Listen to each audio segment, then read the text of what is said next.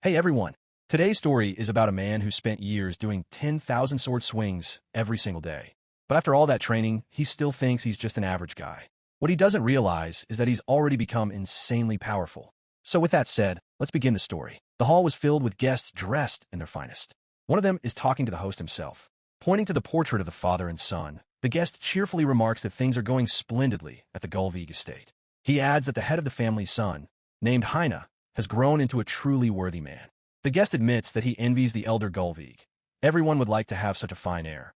The head of the family brushes off the praise. But then one of the guests remarks that he once heard that Gulvig had another son. The host's face darkens visibly, and he replies briefly that his only and most beloved child is Heine. A young boy walks along the terrace beside the house. It is raining outside. Suddenly, the boy, whose name is Guy, is called out. Standing opposite the boy is an enraged Heine.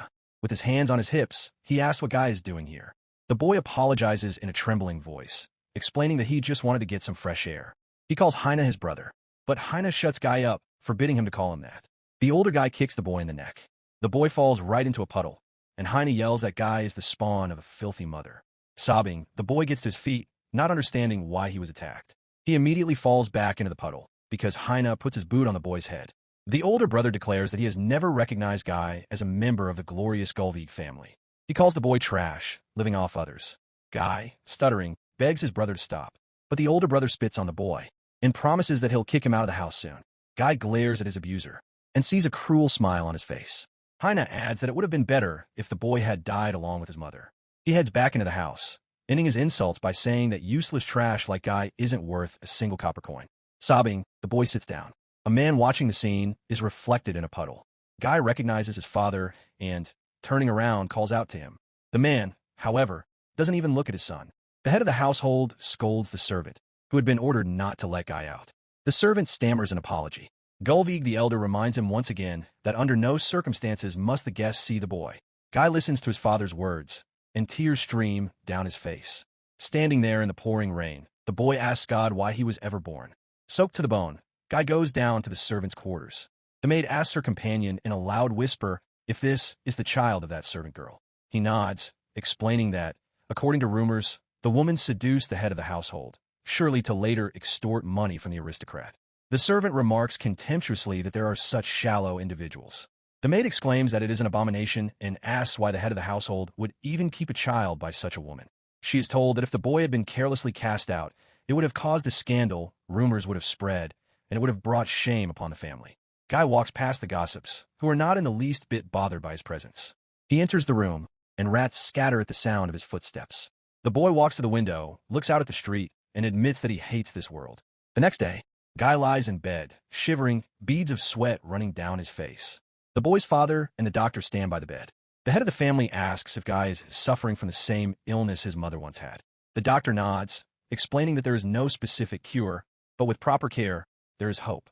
The head of the family, Gulvig, turns to Guy. After a moment's silence, she tells him she will send him to his father for treatment. A tear rolls down the boy's cheek. He realizes he is being abandoned. 2 months pass. The man asks why the head of the Gulvig clan sent his own father to such a remote place. His companion, following the cart carrying the sick Guy, explains that this is common among the nobility, a struggle for power. Rumors circulate that the current head of the Gulvig family and his father hate each other. Now he's exiling his own son to the same place. The first speaker, slinging an axe over his shoulder, adds mockingly that the family patriarch proudly called it treatment. They change the subject, hoping to leave these places as soon as possible, for there are very dangerous monsters here. Lying in the cart, Guy's vision is spinning. He thinks he's going to die soon. This thought does not frighten him, but then his thoughts are interrupted by a voice greeting the new arrivals. An elderly man, leaning on a cane, approaches the cart. Glancing at the boy, he says that he is his grandson. The man's name is Thomas Gulvig. He turns to Guy, saying that he has already prepared a room for him and has been eagerly awaiting his arrival. The man adds that the first thing they need to do is treat the boy. The boy asks again, confused. He can't believe that in such a cruel world, there's someone willing to help him. But despite all of Guy's doubts, his grandfather never left his side and took care of his grandson. When the boy's fever spiked, the elderly man tirelessly changed his damp washcloth. Day after day, the grandfather was always by his side. Smiling, he encouraged his grandson, promising that the boy would definitely get better. He just needed to hang in there. Grandpa fed Guy with a spoon, even asking him how the porridge tasted. The man saw the boy for who he was, and that made him happy. However, Guy still couldn't quite believe him. Grandpa notes that the boy looks healthier today. He adds that lying in bed all the time makes you feel down. The man suggests taking a short walk. Hoisting his grandson onto his back, Thomas Gulvig takes him outside. He remarks on how warm and pleasant it is. The man asks if Guy knows why going outside on a nice sunny day is the opposite of the wrong answer. The boy asks why. Laughing, the grandfather replies, because Kai say, clear weather. Guy asks why Thomas Gulvig cares so much about him. After all, both his father and brother had insisted in unison that he was a child nobody needed, and that he has no value. The last words come with difficulty to the boy. Grandpa answers firmly that he does have value. Guy is his beloved, dear grandson. He says he loves the boy and hopes that everything will be all right for him. Thomas Gulvig asks Guy to forget everything that happened in the mansion and to stop making that kind of face. The boy doesn't understand what emotions he's supposed to show. His grandfather notes that it's enough for the grandson to simply smile, as children do. Guy hesitates, tears welling up in his eyes. Finally, he smiles and thanks his grandfather. That day, Guy ceased to be an illegitimate child in the Gulvig family's home, and he became Grandpa Thomas's grandson. A year of battling the disease passes. Once the boy had recovered, his grandfather began teaching him fencing. They practiced their lunges in a meadow. Guy counts aloud and has already reached 93. His grandfather praises the protagonist, noting that his posture has improved significantly. The boy suggests they call a day with the swings and asks to be taught a move. Thomas Gulvig looks at the boy in surprise. The protagonist reminds him that Grandpa used to be an adventurer, which means he surely had some signature move. Thomas Gulvig stops his grandson, explaining that swings are the foundation of fencing and must not be neglected. He asks the protagonist to remember that one swings a sword not to become stronger, but to temper the soul and the heart. The most important thing is not to forget to be grateful to the sword, which strengthens its owner. Guy wipes the sweat from his forehead and replies that he understands everything. He thanks his grandfather for his guidance. The old man ruffles his grandson's hair, praising him, and remarks that as a child, he had the same desire to become stronger. The boy asks for clarification. The grandfather nods and says that a talent for the sword and a quick learning ability run in the blood of his beloved grandson. And since Guy has such potential, he'll go far. The boy thinks his grandfather simply loves him blindly. Thomas Gulvig recounts that as a child he aspired to a single title, a title that was the dream of everyone who walks the path of the sword. That title awarded to those who have mastered the blade, the saint of the sword. However, his grandfather wanted to achieve even more, the limit of the sword. Only one person in history has ever held this title. This title is bestowed upon the truly strongest swordsman who has walked the entire path of the blade. That title is God of the Sword. This is the very limit of the sword that Thomas Gulvig was never able to reach. However, he thinks that Guy will be able to achieve it. The boy isn't so sure about that. Patting his grandson on the head, the grandfather explains that there's no need to cling to a specific title. Thomas Gulvig explains that he simply wants the protagonist to surpass him. Grandpa adds that there's absolutely no need to rush, and that becoming better than him isn't necessary either. Thomas Gulvig assures him that the most important thing is for Guy to find a pursuit he loves. The boy declares that he'll choose the sword anyway. He joyfully shouts that he loves this weapon. The protagonist swears that he will become a swordsman who will surpass his grandfather. The old man chuckles kindly. From that memorable conversation on, Guy continued to practice his sword swings. He practiced every day, no matter the weather, never stopping, moving forward step by step. The protagonist did all this out of gratitude to his grandfather and to the art of the sword. The boy poured these feelings into his practice, thereby putting his spirit in order. He continued to swing his sword over and over again. Winter arrives. Thomas Gulvig and the main character are sitting at the table. Guy notices that all the stories about his grandfather's adventures are incredibly interesting. He declares that he also wants to become an adventurer and slay a bunch of monsters with a sword. Thomas Gulvig nods, assuring him that the main character is good at everything, but asks whether Guy's sword is meant for killing monsters. Grandpa explains that it's very important to understand the purpose of the sword and why he wields it. He advises the boy to think it over carefully. 5 years have passed since Guy began learning to wield a sword. Thomas Gulvig swings his sword at a huge monster that is already raising its weapon. With a single precise strike, the elderly adventurer cuts the bewildered monster in half. Thomas Gulvig sheathes his sword and calls out to his grandson. Grandpa remarks that it's not all that convenient to live far from people, since there are too many monsters in these parts. Guy emerges from his hiding spot and admires the elderly adventurer. After all, the man is capable of defeating any monster with a single blow. Laughing, the grandfather replies that it was a petite ogre. And he, of course, wasn't kidding at all. The protagonist happily concludes that Thomas Gulvig is an amazing swordsman. Even if the pun isn't great, the old man calls even such a huge monster petite. Thomas Gulvig orders the necessary materials to be gathered. His grandson agrees, wondering why he himself can't seem to get any stronger. Spring arrives, and young leaves are already appearing on the branches. Guy wearily lowers his sword. His grandfather asks what's wrong. Apologizing, the protagonist admits that he's completely exhausted. His grandfather doesn't argue and announces that that's enough training for today. He adds that once the protagonist has wiped the sweat from his brow, they'll go have breakfast. Guy sinks into deep thought.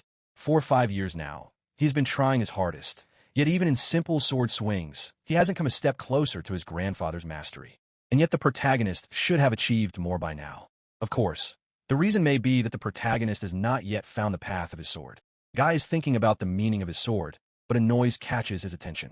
The boy turns around and his expression changes. His grandfather has fallen heavily to the ground.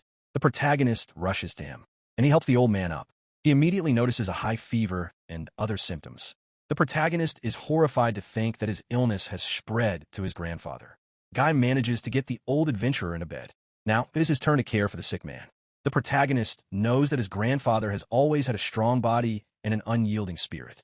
It is quite possible that all this time Thomas Gulvig had managed to keep the illness at bay. The boy is convinced that the attack happened because of him and his fever. Guy desperately wants to do something. 3 days pass. Guy is grinding something in a mortar. His grandfather opens his eyes and calls out to his grandson. The protagonist immediately jumps up and asks if the man is in pain. The protagonist apologizes, saying that it's all his fault. Grandfather replies that he has no reason to worry about it, since he has already lived a long life. Thomas Gulvig promises that he will watch over his grandson from heaven and remain in the boy's heart. The grandfather asks him not to forget him. Guy takes the old man's hand in his own, tears in his eyes, begging him not to say that, and assuring him that Thomas Gulvig will get better. The boy swears he will cure his grandfather. He tells his grandson not to worry. Even though Guy is still young, it's only temporary. Grandpa is certain that the protagonist will pull through and will surely discover the purpose of his sword. He thanks the protagonist and adds that he was happy when the boy came into his life. The old man closes his eyes and adds that he always thought he would die alone, far from his family. However, thanks to Guy, the old man has found one person who is truly dear to him. Grandpa says that the protagonist gave him a smile and adds that those were very happy days. The protagonist bursts into tears, still clutching the old man's hand. The old man continues, asking Guy to be sure to find what he desires, to find happiness, and to live life to the fullest. His grandson promises he will. The grandfather praises him one last time. Birds settle on a tree branch, and the protagonist kneels before Thomas Gulvig's grave, behind which the deceased's sword is stuck in the ground. Folding his hands in prayer, the protagonist notes that he will be lonely without his grandfather, but promises the deceased that he will live his life properly so that the old man need not worry about his grandson. Guy asks the old man to watch over him from heaven. Swinging his sword, the protagonist shouts that since his grandfather believed in him, he must live up to his expectations. Beads of sweat trickle down the boy's face. The protagonist is determined to press forward. No matter what happens, even if Guy falls and tumbles down, he will still get back up, and he will continue on the path of the sword in search of the meaning of his blade. Hooves pound the ground rapidly. The protagonist, clinging to the boar's ear and hanging onto the animal, swings his blade. He has no intention of letting his prey get away. With a single blow, Guy plunges the blade into the boar's neck. Silence and calm descend upon the clearing. The protagonist stands over the animal's carcass. Guy is pleased with himself. It's been a long time since he's done this well. Lately, he's had to get by on nothing but wild grass. Wiping the sweat from his face wearily, Guy realizes that if even a single boar has worn him out this much, he needs to become even stronger. The protagonist had thought about going down to the city, but he's still too weak. It's too early to leave the mountain. But the protagonist doesn't have time to finish his thought. He senses someone else's presence behind him. Guy draws his blade and turns around. But an unpleasant surprise awaits him. A blow comes flying at him in response. The protagonist realizes that this is no ordinary beast. Before him stands a petite ogre. The monster swings its club and lunges at the protagonist. He realizes that the petite ogre was drawn to the clearing by the scent of blood. Guy shouts that he has no intention of giving up his boar to the monster and dodges the attack.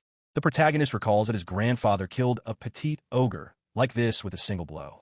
The protagonist decides he can handle it too, especially since if Guy intends to continue living on the mountain, he can't keep losing to some ordinary monster like this one every time.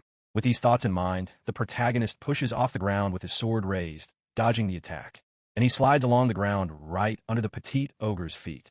Guy gets back up in an instant. He's going to cut off the monster's head before it can strike back. With a precisely measured swing of his sword, the protagonist strikes the petite ogre in the throat. However, the protagonist, clenching his teeth in tension, feels just how tough the monster's skin is. The monster doesn't wait for the guy to try again and knocks him off his feet with a club. Guy flies off to the side with a gasp and falls to the ground. Squinting, the protagonist realizes just how powerful the monster is. The protagonist is scared. He really wishes his grandfather were nearby. Biting his lip resolutely, Guy pushes these thoughts aside. The protagonist pulls himself together, recalling his grandfather's advice and how he believed in his grandson. The protagonist pushes off the ground again, flying toward the petite ogre. In his last attack, he relied solely on his arm strength, and that was his mistake. Now Guy clings to the monster, intending to use the beast's arm as a foothold and squeeze every ounce of strength from the creature's body. The protagonist shouts that he won't die in a place like this and cuts off the petite ogre's head. The protagonist lands on his feet. He realizes he's still not mature enough, and he needs to train more. The road may be long, but the protagonist knows. He must keep moving forward, day after day. In the mornings, Guy always practices his sword swings. To start with, he set himself a goal, 10,000 swings per session. After training, the protagonist goes hunting. Even the ordinary animals in these parts are gigantic, so he has to stay on guard at all times. And in the evenings, the protagonist devotes his time to studying. His grandfather taught him to read and write, so now Guy plans to gain knowledge from the books available in the house. Surviving on his own was hard. Monsters posed a huge danger to Guy. Every day turned into a battle with them. However, there were too many monsters. As a result, death lurked nearby every day. Time and again, life-threatening battles with monsters. And such days drag on for years. The fact that the main character is still alive is nothing short of a miracle. Guy even thinks it's all thanks to his grandfather, watching over him from heaven. Every day turned into a desperate struggle for survival. And yet, Guy managed to keep going. However, he still hasn't been able to find the purpose of his sword. The protagonist climbs a tree, continuing to ponder this. He still wants to become as strong as his grandfather. Yet he has no idea what lies ahead. Guy wonders why he even swings his sword at all. Just then, a sound reaches Guy. He peeks out from behind the leaves and sees a monster attacking a she-wolf with her cub. The dazed female lies on her side, and the wolf cub whimpers pitifully, cowering on the ground in front of its mother with its ears flattened. The protagonist sits on a branch, watching what is happening in the clearing. He knows the law of the mountain. The strong devour the weak. However, the wolf cub reminds the protagonist of himself in the past. Guy briefly orders them to stop. The wolf cub and the monster look up, but the latter doesn't have time to do anything. The protagonist has already swooped down, severing the monster's head in one fell swoop. The carcass falls to the ground, blood spurting from its neck. The protagonist assesses his work with dissatisfaction. The cut is too rough. Grandpa would certainly have done a better job. Just then, Guy hears a howl. He notices a wolf cub snarling at him, while its mother rises to her paws. The protagonist realizes that to the animals, he is just as much of a monster as the beast he has killed. Kneeling down, Guy advises the wolf cub to run while he still has the chance. The animals leave, but the cub turns back to look at the protagonist for a moment. Guy watches them leave in shock. He sees the cub snuggling affectionately against its mother and realizes that his sword has protected the animals. Guy realizes that with his sword, he saved a life. Smiling, the protagonist realizes he has found meaning. Guy has always been alone, unwanted by anyone, abandoned all alone in this world. That's how Guy felt. However, he recalls his grandfather's words. His grandfather needed him and protected his grandson. Finally, the protagonist understands everything, and since he was once defenseless, now it is his turn to become strong. Raising his sword, Guy declares that his blade is meant to protect. His weapon is not meant to make him a hero, nor for great feats. The protagonist simply wants to stop someone's tears. That is what his sword is for. The protagonist will become even stronger, so he never loses the people dear to him again. Guy stubbornly continues his training. Take a stance, gather his composure, swing the sword, and practice again and again, regardless of the weather, the time of day, or his own tears of exhaustion. The protagonist will continue training until he gains the strength that will allow him to break through his own limits. Guy counts down the final swings and reaches 10,000. He exhales wearily. It has been 20 years since the protagonist first understood the meaning of the sword. Despite the passage of time, Guy hasn't forgotten his gratitude and stubbornly continues his training. He lowers the sword and decides with satisfaction that today's session was a resounding success. Guy adds logs to the fire. He realizes that he does 10,000 swings in an hour, meaning the training is perfect as a morning warm-up at. The protagonist recalls that it used to take him half a day to complete the same number of exercises. It turns out he is, after all, pushing himself to new heights. However, the protagonist dismisses these thoughts, deciding that this is just a form of complacency. Especially compared to his grandfather, Guy still has a long way to go. The protagonist grills some meat and sits down to eat. He continues to reflect. In any case, Guy taught himself almost all of these exercises, so it's unlikely he's actually getting stronger. He needs to hone his sword skills even further. Guy leans over his reflection in a basin of water. He'll turn 40 this year. The protagonist was so absorbed in his training that he didn't even notice how old he'd gotten. He woke up from this routine already a 40-year-old man. The protagonist wonders whether he should continue training. Guy approaches his grandfather's grave and lays flowers there. He asks his relative what he should do now. The protagonist wonders what advice his grandfather would give him now. He recalls their long-ago conversation by the fireplace. His grandfather had told him not to let the sword hold him back. He wanted his grandson to enjoy life and his freedom and to do whatever he wanted. His grandfather cited his own life as an adventurer as an example. The same thought occurs to Guy. To become an adventurer is to be free and to take full responsibility for everything yourself. The protagonist, drawing his sword from its sheath, admits to himself that there really is some inexplicable charm to this way of life. The protagonist recalls that his grandfather's stories about that period of his life were always incredibly captivating. Moreover, if Guy becomes an adventurer, he'll be one step closer to Thomas Gulvig. Smiling, the protagonist decides that this isn't a bad idea. If he goes down the mountain, he's sure to meet all sorts of people. Maybe then his sword will be able to protect someone. Standing at his grandfather's grave, the protagonist declares that he will become an adventurer. Guy is getting ready to set out. He hasn't come down from the mountain in 32 years, and now he's a little nervous. The protagonist has only been to the nearby village a couple of times. Taking his bag in hand, the protagonist wonders if a 40-year-old man can even become an adventurer. Most likely, no one starts at that age. However, Guy tries to convince himself that it's not too late yet. Approaching the door, he decides to try to go as far as he can. Turning back one last time to look at the place that has become home, the protagonist says goodbye to it. Guy walks down the road. For more than 30 years, the protagonist has lived as a recluse, consumed by training. Will his sword prove effective in the wider world? Though Guy doesn't have any grand goal. He just plans to move forward quietly, step by step. The protagonist left his home 20 days ago. They say there are still 10 days left to the city. The protagonist wonders with curiosity what the outside world will be like. Guy was never allowed to leave the mansion, so nothing outside is familiar to him. He wonders what kind of monsters live out there.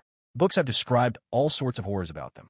The protagonist decides he needs to be on his guard. At that very moment, a roaring bear rises onto its paws behind him. Guy is already reaching for his sword, but the animal suddenly runs away in fear. The protagonist watches the beast go with a surprised look. He looks around, searching for greater danger. Finding nothing, the protagonist concludes that the bear is actually quite small.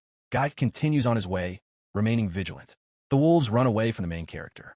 The bear diligently plays dead, and even a huge spider quickly disappears into a tree root. The latter surprises the protagonist. Monsters usually attack humans without hesitation, rather than running away. The protagonist recalls that the monsters living in his neighborhood have also stopped attacking over time. He concludes that there's simply a lot of cowardly individuals among the monsters. Guy keeps going as long as he can. Outside the city, people are working in the fields. The protagonist walks through the village. He's already starting to think he worried for nothing. And the outside world is quite pleasant. The weather is nice. The wind is gentle. There are hardly any monsters in sight, either. No sooner had the protagonist finished this thought than a piercing scream rang out, warning of a monster. Next comes the order to protect the carriage at all costs and escape the danger. The girl peeks out of the carriage, not understanding why the monster suddenly appeared in such a place. Then, with a single blow, the monster knocks down both the rider and the horse. The coachman cries out, stopping the horses so they won't trample the fallen man. The monsters, whom the girl recognizes as high ogres, swing their clubs. The lady clutches her dagger, realizing that she is facing the minions of that one. The horsemen gather around the carriage. They see that the path is blocked and wonder where 4 high ogres came from in this place. The guards encourage one another, reminding each other that while the monsters have impressive physical strength, they aren't exactly the brightest. One of the horsemen orders them to hold their formation and finish them off one by one until the end. He strikes a blow, and he is horrified to feel just how tough the ogre's hide is. The horsemen launch an attack to protect their mistress. The ogres scatter the guards. They knock one of the horsemen to the ground, and he screams in despair. Before receiving a fatal blow, the shadow of an ogre falls on the cart. The girl looks anxiously out the window and locks eyes with the monster. The lady's eyes widen. She would rather die than live as a plaything for ogres. The girl pulls out a dagger and presses it to her throat. She turns to her mother and father, who are in a distraught. Screams can be heard from outside. The girl thinks sadly that she has failed to fulfill her duty as a noblewoman. But then the window is splattered with blood. The girl looks up in surprise, not understanding what is happening. She and the coachman watch in shock as a man they don't know beheads the highest-ranking ogre. The girl is amazed to see that their savior has defeated the monster with a single blow. She wonders, who is this man? Guy straightens up. He decides that since he was able to defeat the monster, it must have been just a petite ogre. The protagonist tells the guards that he doesn't know if he's any use to them, but he'll help in battle. The horsemen ask again in surprise. Looking at the monster's severed head, the ogres simultaneously rush at the protagonist. Guy isn't too worried about these. Yes, as a child, these monsters caused him quite a few problems. But the monsters are too slow. Their attacks are primitive, and their technique is crude. The protagonist dodges the blows. However, ogres are good at one thing. They know how to work together. In some cases, this makes the monsters dangerous opponents. But there are only 3 of them right now, so they don't pose much of a problem for the main character. Guy pushes off the ground and cuts off the ogres' heads. He stands up straight. The bloodied carcasses fall beside him. The guards can't believe the protagonist dealt with the high ogres so easily. The girl stares wide-eyed at the protagonist. She thinks he must be some kind of famous swordsman, judging by his movements. One of the guards shouts a warning to Guy that another monster is approaching him. The riders realize in fear that it is the Ogre King. Clenching her fists, the girl realizes the monster has caught up to them. In his enormous hand, the Ogre King holds the knight, who is left behind as bait. The knight hoarsely begs his companions to flee. Moments later, the remains of his body fall before them. The girl senses that there will be more victims. Before her eyes stands a ruined village where a tragedy had occurred just a short while ago. The girl closes her eyes, pressing herself wearily against the window bars. The Ogre King, a monster rumored to be capable of wiping an entire city off the face of the earth single-handedly. The monster lets out a terrifying roar. The guards are about to take the lady away and buy her some time. The girl knows that it will take days to assemble a punitive force. Even if she and her escort escape, many others will perish. The girl mentally calls for help. The rider shouts at Guy to run as well. The Ogre King swings his club with all his might. People and horses lose their balance. Trees snap with a crunch. The girl covers her ears. And suddenly, startled, she opens her eyes wide. Guy stops the monster's club with his sword. The protagonist briefly says that he doesn't like pointless battles. However, he cannot turn a blind eye to the monster that attacks people. The Ogre King raises his hand, with lightning swirling around it. The guards scatter, realizing that a magical attack is coming. The monster slams his fist down on the ground with force, forming a glowing circle around it. The Ogre King raises his magic-shrouded hand once more. Standing before him is Guy, unflinching, holding his sword. Magic ripples through the forest. The monster screams. Its pupils constrict. The people feel they're saved. The protagonist decides that this monster is no stronger than his old acquaintances, the petite ogres. He draws his sword. The protagonist realizes he is about to finish off his opponent. Guy stands facing the enormous monster. With a single measured swing of his blade, the protagonist cuts the Ogre King into several pieces. The bloodied pieces fall to the ground. The guards, stammering, don't understand what just happened. They can't believe that the Ogre King was defeated with a single attack. The horsemen stare at Guy in shock, wondering who this man is. To the guards' surprise, their mistress steps out of the carriage, beaming. The girl gasps and blushes. She never knew men like this existed. Smiling, Guy asks if she's all right, and he expresses hope that he hasn't caused too much trouble. The girl eagerly assures her savior that everything is fine. She adds that if it weren't for him, who knows what would have happened to the group. With an embarrassed laugh, the protagonist brushes off the praise. He says he's just an ordinary man of a certain age who merely nudged things in the right direction. The protagonist calls it a manly nudge. The pun doesn't elicit much enthusiasm from his companions. Clearing his throat, Guy assures them once again that he didn't do anything special, though he knows deep down that he defeated 5 petite ogres. Does the girl not understand what he's saying? The protagonist doesn't even consider the petite ogres to be monsters and honestly says that the opponents were weak for him. He adds that everything worked out because the squad tried very hard. Noticing the girl's confusion, Guy explains that he simply did everything in his power. He advises the girl to praise her companions for their resilience. The protagonist believes that the horsemen were exhausted from fighting dozens of enemies, and he had merely outgrown a petite ogre. The protagonist notes that since the girl has plenty of helpers even without him, he'll be on his way. The lady tries to stop him, hoping to at least learn the savior's name. But he leaves. The girl watches him go in confusion until a guard calls out to her. She says she understands everything, since not only the High Ogres but also the Ogre King have appeared. This means it's an emergency. The girl orders a messenger to be sent to the castle with instructions to declare a state of emergency and send out a reconnaissance squad. She adds that they should also arrange to establish contact with the neighboring lords and the Adventurers Guild. The girl looks back at the monster's body. She thinks it's a true miracle that they managed to get away with so few injuries and casualties.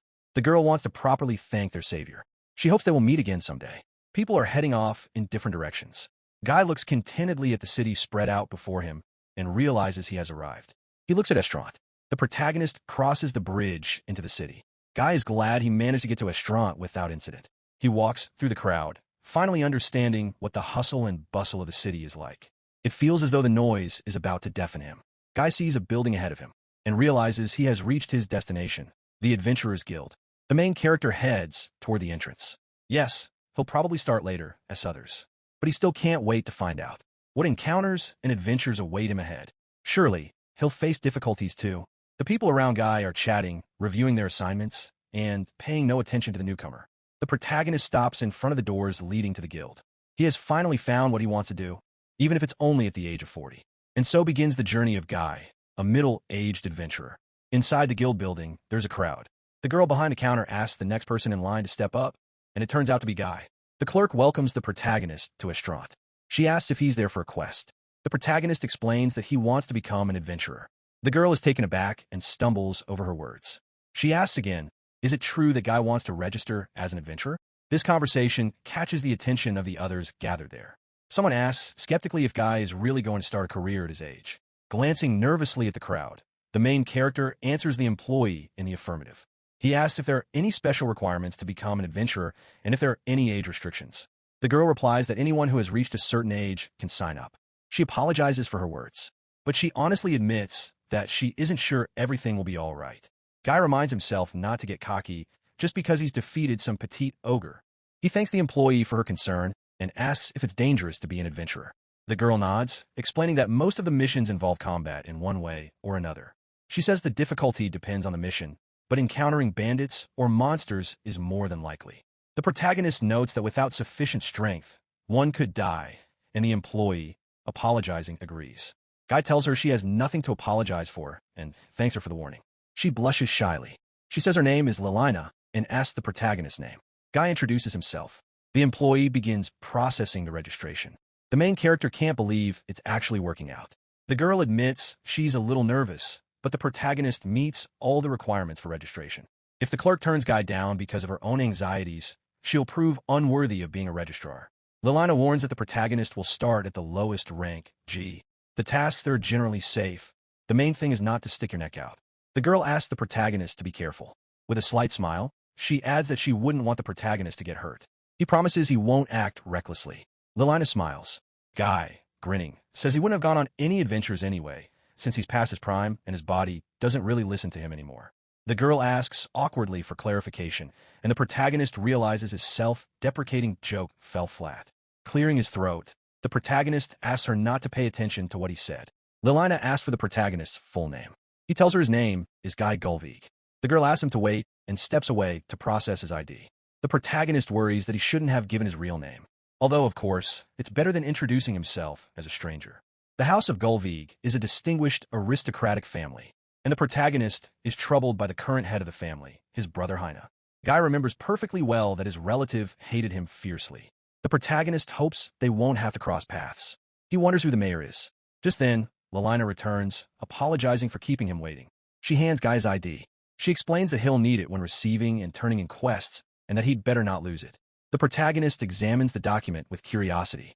Lilina announces that registration is complete. The protagonist is touched to realize that he is now an adventurer, just like his grandfather. The girl wishes him luck. Guy realizes that he seems to have worried for nothing, and everything went well. A voice is heard behind the protagonist. Someone asks, is this some kind of joke? He can't believe the old man has become an adventurer. The speaker is outraged that Lilina approved this registration. She replies briefly that there was no reason to refuse Guy. The protagonist listens silently to the argument. However, the man won't calm down. He declares that if they decide things this way, the guild's standing will plummet. Pointing a finger at the protagonist, the speaker adds that he'll only get in the way, and he demands that Guy return his membership card. Lilina indignantly stops him, reminding him that the main character meets all the guild's requirements. The brawler pounds his fist on the counter, asking how the girl dares to pick a fight with Nakara himself, an A-rank adventurer. The staff member gasps in fear. Guy decides that things need to be settled peacefully and steps in. With a polite smile, he asks Nakara to calm down. The protagonist says he understands how important the guild's honor is to an adventurer and asks to be given a chance anyway. He adds that he's good at gathering medicinal herbs and hopes he can be of use too. Nakara clicks his tongue in irritation and calls the protagonist a bore. He adds that old men have no place in the guild after all and reaches for his sword. Nakara presses the tip of his blade right against Guy's neck and informs him that he holds an A rank, so some old man simply has no right to object to him. The protagonist asks him again to calm down and put away his weapon. The adventurer orders him to stop arguing. Guy thinks that if things only get worse, he'll have to give up on his dream, no matter how much he doesn't want to. Lelina shouts sharply for Nakara to stop. She asks what kind of nonsense he's spouting, and adds that it's not up to him to decide. The girl adds that if anyone is unworthy of the title of adventurer, it is Nakara himself. He notes indignantly that his colleague has also decided to go against him. He turns his sword on Lelina and declares that he will have to punish her. Nakara suggests that the girl spend the night with him, so he'll forgive her.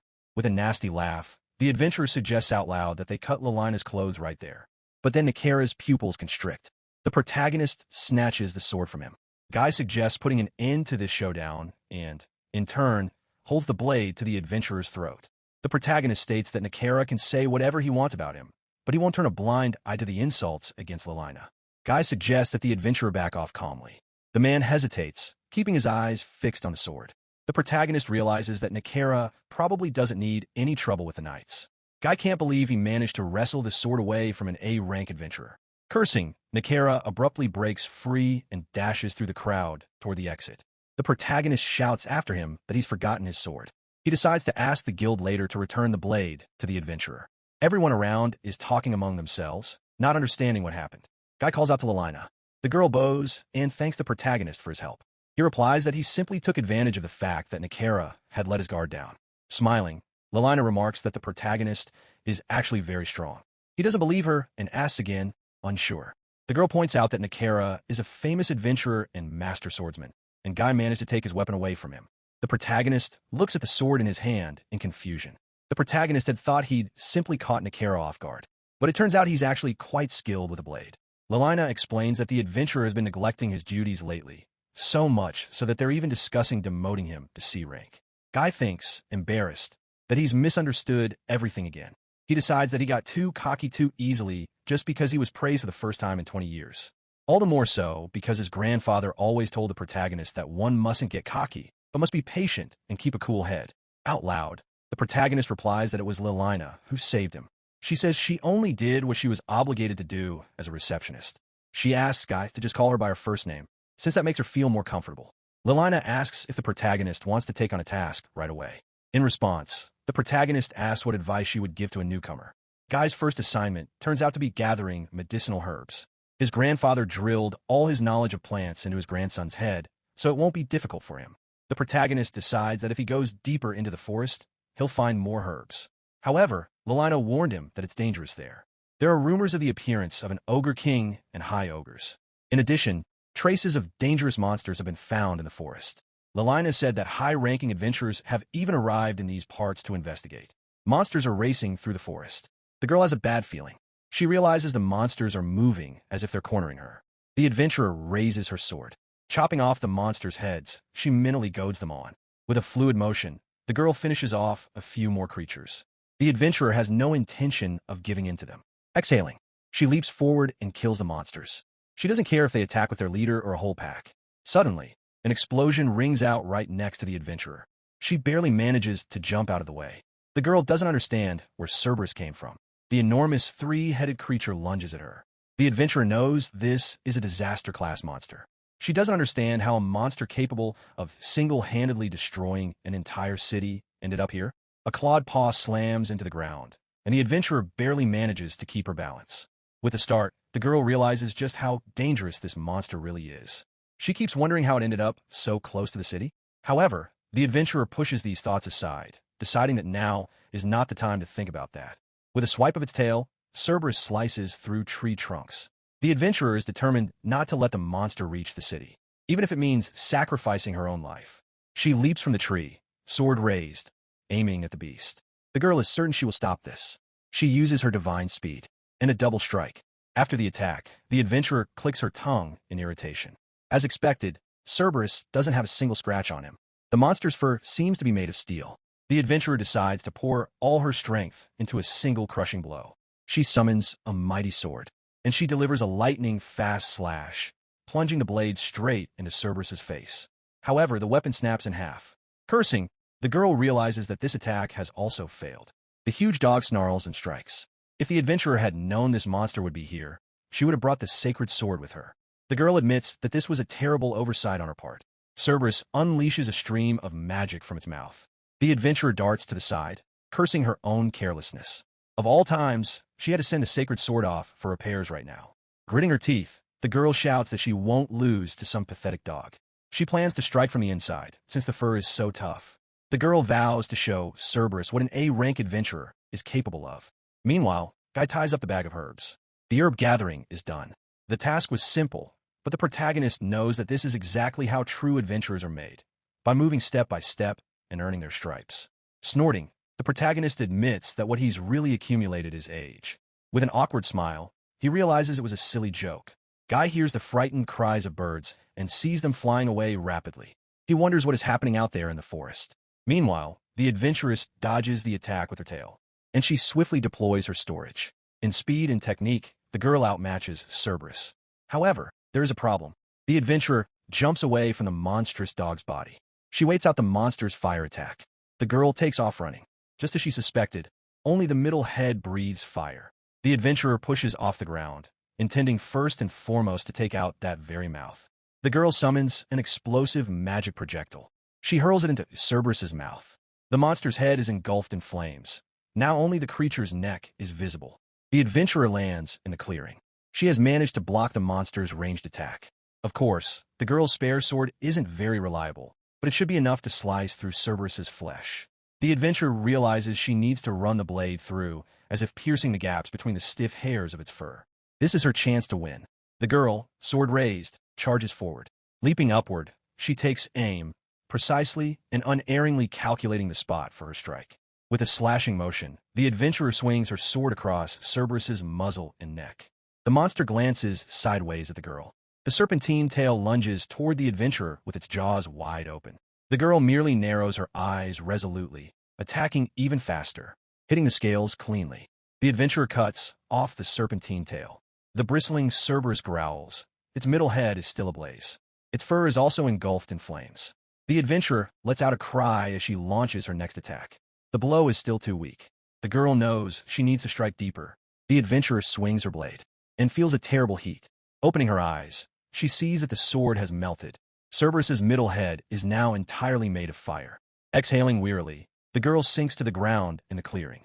Now it's clear to her why Cerberus belongs to the disaster class. The adventurer already regrets having entered the fight. She should have returned to the city immediately and reported the monster. An idea comes to the girl's mind, but she hesitates. You can't face an opponent like this without preparation. There's only one way to reduce the number of casualties. Cerberus unleashes a burst of flame, this time a veritable torrent. Where the forest had just been, only charred tree trunks remain. Hiding behind a rock, the girl realizes the situation she's in. She has no weapons left, and the storage is empty. But the city is too close. The adventurer must distract Cerberus.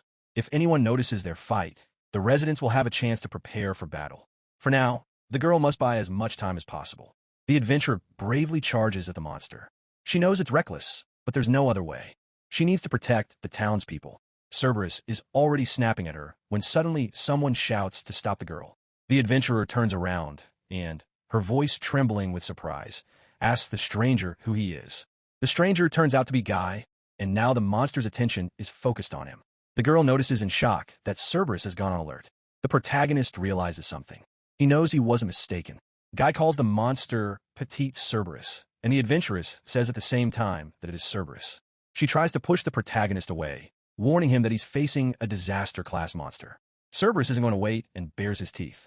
Guy fears he was wrong, and if the girl is right, there's no way he can defeat the monster. However, the protagonist draws his sword anyway. After all, his blade is meant for defense. Guy can't just let the adventuress die. Guy is already 40 years old, and it's quite possible he's no longer good for anything. However, the protagonist can't just run away. Cerberus's snout contorts. Guy raises his blade. The monster springs into action. The stunned adventuress watches in disbelief as this retreats. She hurriedly orders Guy to run, or he will die. The protagonist realizes that if he does, the girl will die. The protagonist shields the adventuress with his body and says he will protect her. She asks again, bewildered. Guy tells himself to pull himself together and not let his guard down for a second. He can't miss a single move by Cerberus. He has to wait for the right moment to strike. The monster's pupils narrow. It takes a step forward. The protagonist realizes that Cerberus is going on the offensive. The monstrous dog swings its paw. The girl is horrified to see how fast it's moving. Not at all like before. She warns the main character. Guy wonders to himself if Cerberus isn't moving too slowly. He stops. The girl cries out. The protagonist turns to face her. He steps back just in time, and a monstrous dog's paw comes down literally a couple of millimeters from the protagonist. The adventuress is astonished. She doesn't understand how the protagonist managed to dodge it. He, looking at the monster, asks if it's definitely Cerberus. The girl asks what he's talking about. Guy easily dodges the blow again and explains that he doesn't think the monster poses a catastrophic level threat. The adventuress shouts that if Cerberus really were at that level, they wouldn't have to worry about the other monsters at all. She indignantly demands that the protagonist stop dodging so nonchalantly. The protagonist remarks that this is getting a bit rude. The girl replies that it's all because Guy is spouting nonsense. With a growl, Cerberus releases snakes from his body, which are also engulfed in flames. The adventuress knows this is bad. The monster wants to attack several places at once to prevent his opponents from dodging. But if he takes a sword strike, it will melt. One after another, Guy attacks the snake's heads while leaping. With a swift motion, he guides the blade from the scaly creature's mouth to the middle of its body. The adventuress is surprised to see that the protagonist managed to cut the snake's body in two. And without melting the sword, the protagonist explains that he swings the blade before the heat can transfer to it. The girl asks heatedly if the protagonist is crazy. He asks her back, continuing to chop at the snakes. Guy stares at the gaping maw of the enraged monster. The protagonist was already prepared to die, yet he still can't believe this is really Cerberus. To Guy, it seems too slow. Right now, the monstrous dog snaps its teeth where the protagonist was standing, but he's already managed to step back. Cerberus swings its paw, but the protagonist parries the blow with his blade. Noticing that the monster's attack is too weak, Guy begins to think the girl has gotten something wrong. He decides that this monster is a new species called Cerberus impostor. The enraged adventuress asks, "What on earth is he talking about?" She wearily drops to all fours, admitting that even her monster has worn her out. The girl adds that the protagonist is treating the monstrous dog like a baby. From her words, the protagonist concludes that his opponent is still a cub. The adventuress fiercely retorts that this is not the case, and that if Cerberus were still a puppy, he would be completely invincible as an adult. She asks why Guy is so calm in the first place. He thinks he dealt with creatures like Cerberus back home. The protagonist can't believe that the monster he's capable of defeating is actually Cerberus. Suddenly, the monster jumps up, and it turns completely into flames. The adventuress, shielding her face with her hand, asks anxiously, "What is that heat? Just from Cerberus getting close, you could burn alive." The girl screams to warn Guy. Cerberus is already baring his fangs. The protagonist raises his blade. This is no time to relax. The protagonist must put all his strength into the strike. With a mighty swing, he cuts the fearsome hound in two. He briefly announces that Cerberus is finished. The monster's body parts crash to the ground with a thud. The girl can't believe her eyes. The adventurer doesn't understand how Guy managed to do it at all. By the time she came to her senses, Cerberus had already been cut into 3 pieces. She didn't even see a thing. Smiling, Guy notes that it's all over and asks if the girl is okay. She keeps saying that it's unbelievable to kill a disaster-class monster with a single blow. The protagonist awkwardly offers to brew a potion in case the adventurer is injured. She replies hesitantly that everything is fine. Soon, the companions are walking along a forest path. The girl thanks Guy for saving her, saying that if it weren't for him, Cerberus would have already torn her pieces. The protagonist shakes his head thoughtfully, then suddenly realizes he shouldn't have intervened. The adventuress asks again, confused. Guy apologizes for taking the victory away from the girl. After all, she had already worn the monster down, which is why the protagonist's sword was able to pierce Cerberus's hide. The adventuress vehemently denies this. She explains that the monstrous dog, on the contrary, became even more enraged by her attacks, and the protagonist defeated it so easily. Guy laughs, thinking it's a joke. How could a 40-year-old man defeat Cerberus all by himself? The adventuress replies that the very existence of the protagonist is already a joke. He doesn't understand her words. The girl apologizes for not even introducing herself to her savior. She announces that she is an adventurer named Altina Howleen. The protagonist, in turn, introduces himself and adds that he is also an adventurer. Altina remarks that she thought so. She says that since the protagonist hasn't heard of her, she has room to grow. Guy asks, is she really a famous person? She winks and asks him to just call her by her first name. She says that she has an A rank and the title Sword Saint. The protagonist replies that this is impressive. He knows that such a title is bestowed upon a master swordsman, and there are only a couple of people in the entire country who hold it. Altina admits with disappointment that she completely lost faith in herself after the battle with Cerberus. She showed her worst side, Guy saved her, and she realized just how weak she still is. Altina adds that the main character is clearly not just some ordinary adventurer, though she has never heard his name before. He laughs and says that's not surprising. He's a newcomer, having only just registered with the guild. The girl freezes. Then in shock, she asks again. Altina examines Guy's ID. She sees that his rank is G, and he registered today. The adventuress can't believe it's true. The protagonist doesn't understand what's so surprising to her. She passionately explains that it's simply unbelievable that the Sword Saint lost to a rookie of the lowest rank. She asks why the protagonist is so strong in the first place.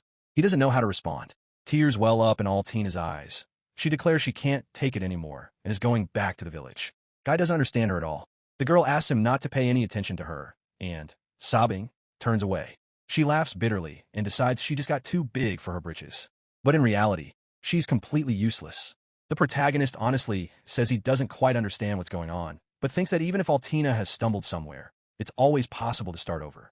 The girl turns around in surprise. Pointing at himself, the protagonist remarks that even he managed to become an adventurer, even though he's no longer a boy. He adds that in life, you can always start over, and asks Altina not to give up.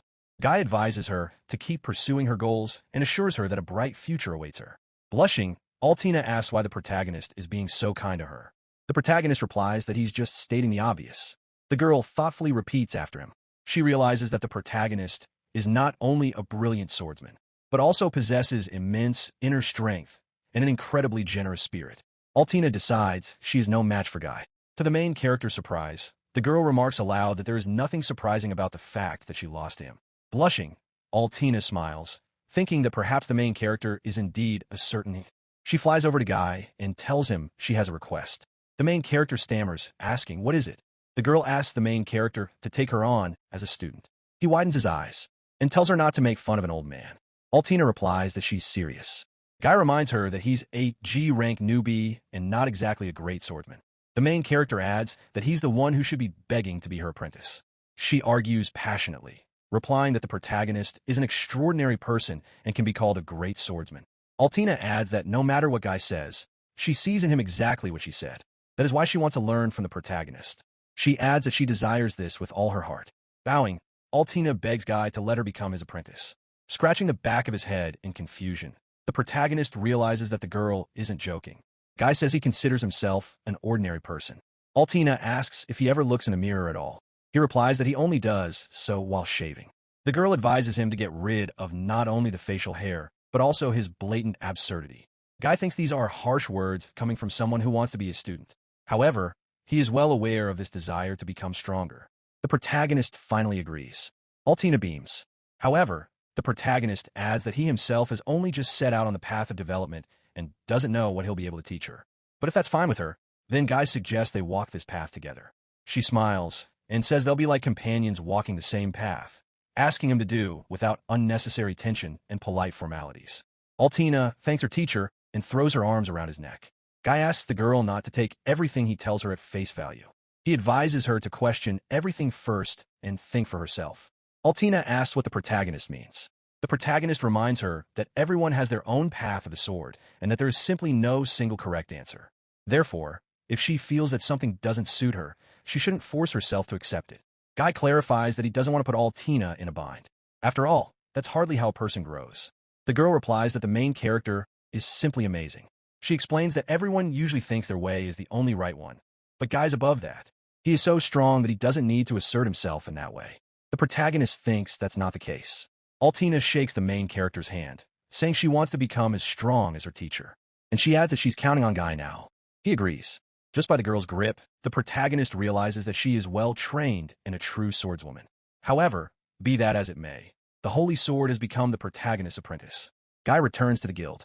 Lilina looks up from the counter and recognizes the main character. She is glad that he has returned safe and sound, and asks if he managed to complete the task. He answers in the affirmative, and he shows Lilina the herbs he gathered. The girl announces that his first quest is complete and adds that she'll check everything now. Lilina notices that the protagonist isn't hurt and admits that she was worried about him. He briefly says that there were a couple of problems. He doesn't know how to explain everything that happened. The battle with Cerberus, his student, the Sword Saint. Just then, Altina calls out melodiously from the doorway. The protagonist smiles and tells the bewildered Lilina that this is actually one of those troubles. Turning to the newcomer, the protagonist greets her and, pointing to the blade in her hands, asks if it's the one that was in for repair. Altina nods, and he announces that it is the legendary sword known as the Sacred Sword. Guy respectfully remarks that the girl knows how to handle such a weapon. She thanks him, but adds that to her, this sword is like a gold coin to a cat. Altina admits that she now sees all too clearly how immature she still is. She promises to learn a great deal from her mentor and become a swordswoman worthy of the sacred blade. The protagonist thinks to himself, somewhat embarrassed, that he is mostly self-taught. Out loud, Guy praises the girl's determination and honestly adds that he isn't sure if he'll be able to teach her anything. He offers to share his knowledge on how to prepare delicious snacks or pour a great ale. However, Altina indignantly refuses, saying she wants to learn the sword. She sharply orders the main character to finally stop being modest and reminds him that he was the one who opened her eyes to her own self-confidence. The girl wonders why he's so knowledgeable about all these old-fashioned pursuits anyway. Guy mentally replies that he is, after all, a man of a certain age. Lilina silently watches their conversation. It seems to her that they're being way too friendly with each other. The colleague asks if the protagonist knows Altina. He replies that that's putting it too strongly, and they've only just met. Altina, smiling broadly and patting her chest, announces that the protagonist is her mentor, and she will learn the art of swordsmanship from him. Lilina says with relief that she had misunderstood everything at first. Then she freezes as the meaning of Altina's words sinks in. Lilina can't believe that the Sword Saint will be her student. Guy laughs, thinking this is a perfectly natural reaction. However, Altina flares up and asks what's so surprising about that. The girl declares that she has fallen in love with her mentor's beautiful, mighty sword, and so it's only natural that she became his apprentice. Lilina enthusiastically supports Altina, saying that Guy really is a very promising adventurer. It's no surprise that someone, charmed by his charisma, became the protagonist's apprentice. Altina is glad that her colleague shares her opinion, and is pleased to have found someone with whom she can discuss her mentor's merits.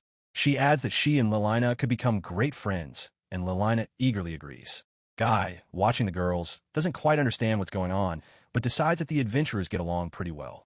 The protagonist notices the gossipers and thinks they'd better keep their voices down. The adventurer asks the other if it's true that the Sword Saint has become a student of some guy. Guy doesn't really believe it happened for real either. His companion is sure he misheard, and the first one doesn't argue with him. The protagonist turns back to the girls. Altina says she'd like to discuss the teacher some more, but she needs to submit a report on the assignment. Lilina notes that this is a personal request from the Lord. The protagonist asks for clarification. Lilina explains that there have been many incidents in these lands lately. Following a recent attack by a disaster-class monster, the guild has also received a request for cooperation. Guy realizes that Altina was in the forest because of the investigation. The adventurer nods and adds that thanks to this, she met the teacher. Winking, she says it's better to just show them the answer.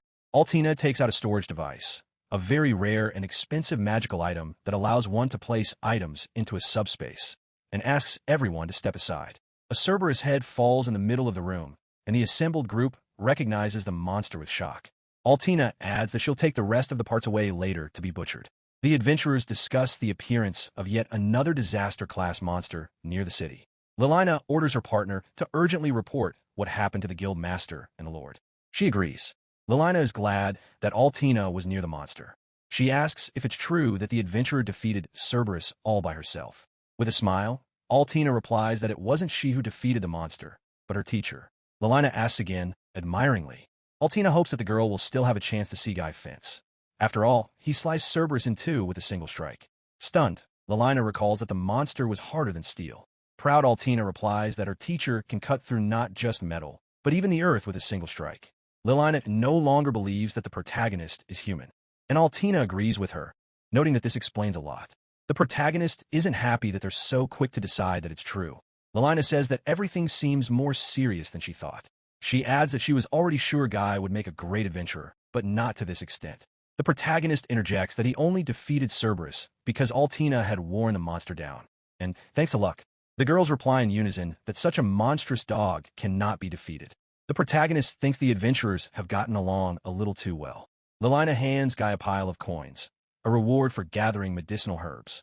She adds that it will take time to assess the materials and pay for the destruction of Cerberus, so the protagonist will have to come back later. He asks her not to worry about it, and he asks if he can use the training ground. Altina is already looking forward to training with the protagonist. She asks excitedly if she'll get stronger by mimicking Guy. He replies that she'll soon outdo him and explains that it's just basic training. The protagonist says he's just going to swing his sword. Stunned, Altina asks him to repeat himself. The protagonist draws his blade. The adventurer remarks in amazement that the aura around him has changed. She watches in admiration as she sees how incredibly focused Guy is. He is literally completely absorbed in the sword, even connected to it. Altina realizes this is the union of heart and sword. This blade has shaken the girl's soul and captivated her. Now Altina will be able to witness the training that will lead her to such a sword. The protagonist suggests they begin training. The adventurer, holding her breath, prepares to see it all with her own eyes. Guy demonstrates a swing, and Altina freezes in confusion. To her disappointment, she saw nothing. The protagonist says it's simple. The girl asks in bewilderment, "What did you do?" Seeing the confusion in the protagonist's eyes, she explains that Guy was simply standing there with his sword, perhaps moving it ever so slightly. The protagonist replies in surprise that those are just ordinary sword swings.